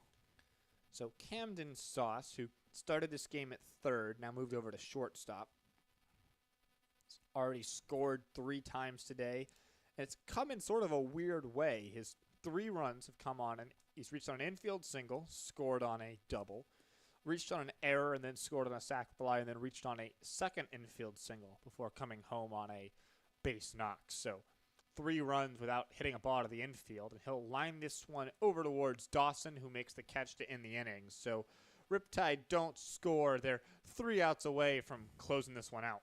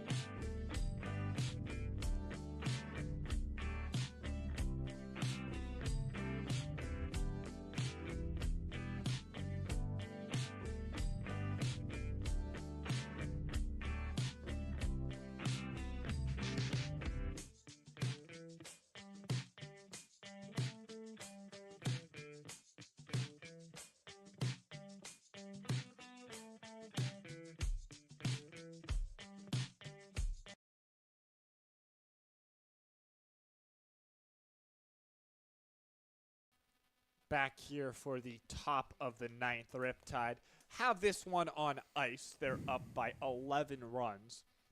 Noah Smith back out there against the bottom of this Oaks order to try and close things out. And Huon, it's just been an amazing game the whole way through for this Orange County team. Yeah, the pitching has been really good. The hitting has been really good. Everybody in the lineup except for Holland and Evans got a hit, and both Holland and Evans reached base, and then the pinch hitters, they got on base as well, a few of them. So really just full game around them. No errors by the defense either. So just a really complete game against a really good Conejo Oaks team. No, for sure. This has been a awesome performance from Orange County. Definitely a statement win right here as Smith tries to work for his first out of the inning against Brady Hewitt. That one catches the outer half, so 2-2.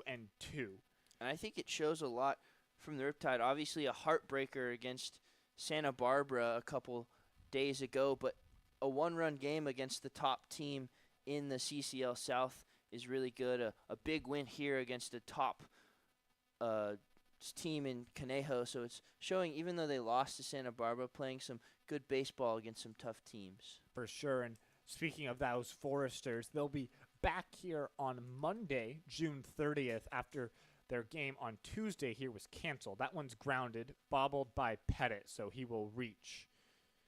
Pettit muffs that one, but the Foresters were supposed to play here on Tuesday night before the game up in Santa Barbara on Wednesday. They had an issue with their bus, so no game, but they're going to reschedule that one for Monday, June 30th. So mark your calendars for a Monday with some Riptide baseball for the first and only time this season. Isaac Veal up here with the runner at first. That one bounces in. I'm sure Veal's looking to end his day on a little higher note. He's got 3 strikeouts, and funnily enough, all of them looking. You don't necessarily see that every day. If I was him, I would just swing at every single pitch. That way that no matter what, I can't strike out looking 4 times in one day. I don't care if that ball is in the next batter's box, if it's in the next county, if it's in the next planet. I am swinging the shillelagh. So 1-1 on Veal here.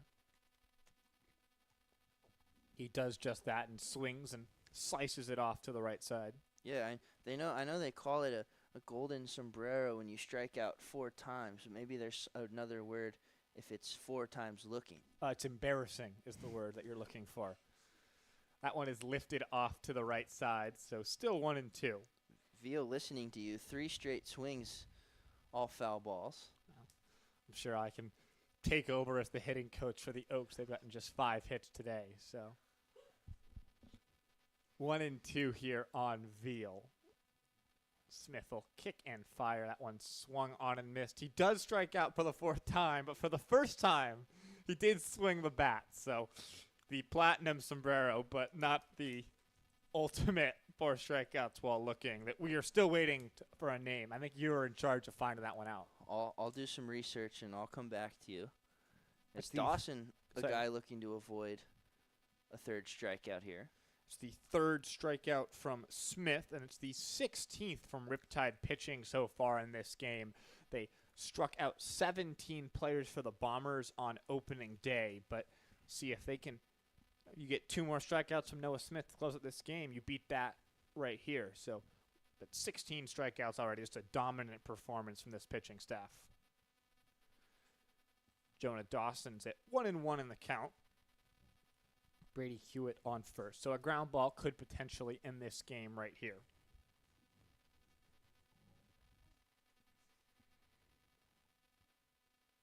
That one is sent out towards right field, charging in, but the play will not be made by Marcos Rosales. So runners on first and second as the bottom of the order puts together a couple of base runners to send it back to Lucas Daniel Wicks with a couple men on board.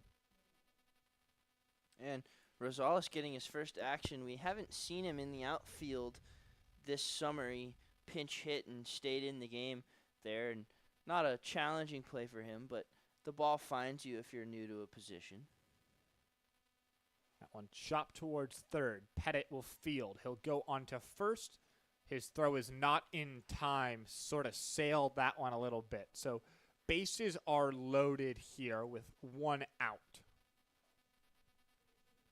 Yeah, tough play for Brady Pettit. Is a high chopper. He didn't have a lot of time and not much he could do there. So see if Smith can get out of this and get more at a ground out and end this game.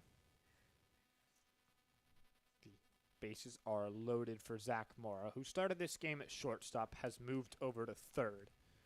Swings and misses there. He's done that 3 times for strikeouts tonight. He also was hit by a pitch, so trying to avoid a second platinum sombrero. And all his strikeouts are swinging, so the opposite of Veal. Maybe he should just not swing at anything. That one misses well away, so 1-1. We're approaching the 4-hour mark in this game. Still quite a bit away, but it's been quite a long game here tonight. Well, the Riptide had 2 very lengthy innings, the 5th and the 6th. They scored 5 runs in both those frames. And that's a big part of, one, why the Riptide are winning by 11 runs, but also why they are having such a lengthy game here. 2-1 now from Smith. That one misses down and away. So 3-1 count. Andrew Thomas doing his best back there, not expanding the zone despite the score. That one is chopped towards third. Pettit will field. He'll step on the bag for one. On to first in time. And the Riptide win this one 14-3. Talk about washing the Oaks away. Just a dominant up and down performance. Michael Erspamer had 4 great innings. Nathan Helman had 3 shutout frames. It was just sensational for this Riptide team. They had 14 runs on 13 hits, 2 errors. For the Oaks, 3 runs, 7 hits, 3 errors. The winning pitcher for the Riptide, Nathan Helman, as Mike Erspamer did not work long enough to earn the win. The losing pitcher, Caden Beloin, for the Oaks. And when you win by 11 runs, there's no need for a save. Huon, any last thoughts from you? I mean, not really. Just a really complete game for the Riptide. Defense was clean for the most part until that last inning. The offense clearly clicked, 14 runs. The pitching was very good, a lot of strikeouts out of them. So just a really complete game. Good momentum going into tomorrow against a team that they won't see too often in the Blues, who play up in the Northern Division, but still a good team. So good momentum for them as they head into another tough game tomorrow. So first things first, congratulations to Grant Mayu for his first win as head coach. I also want to give a big thank you. If you've noticed, we are rocking multiple cameras tonight for the first time all season. Melissa Kwan, Colin Costagan, and Lonzo Rivera have been working tirelessly to get this broadcast looking better and better for all of you guys. So if you enjoyed it, it's only going to get better from here. Thank you so much for watching. Good night.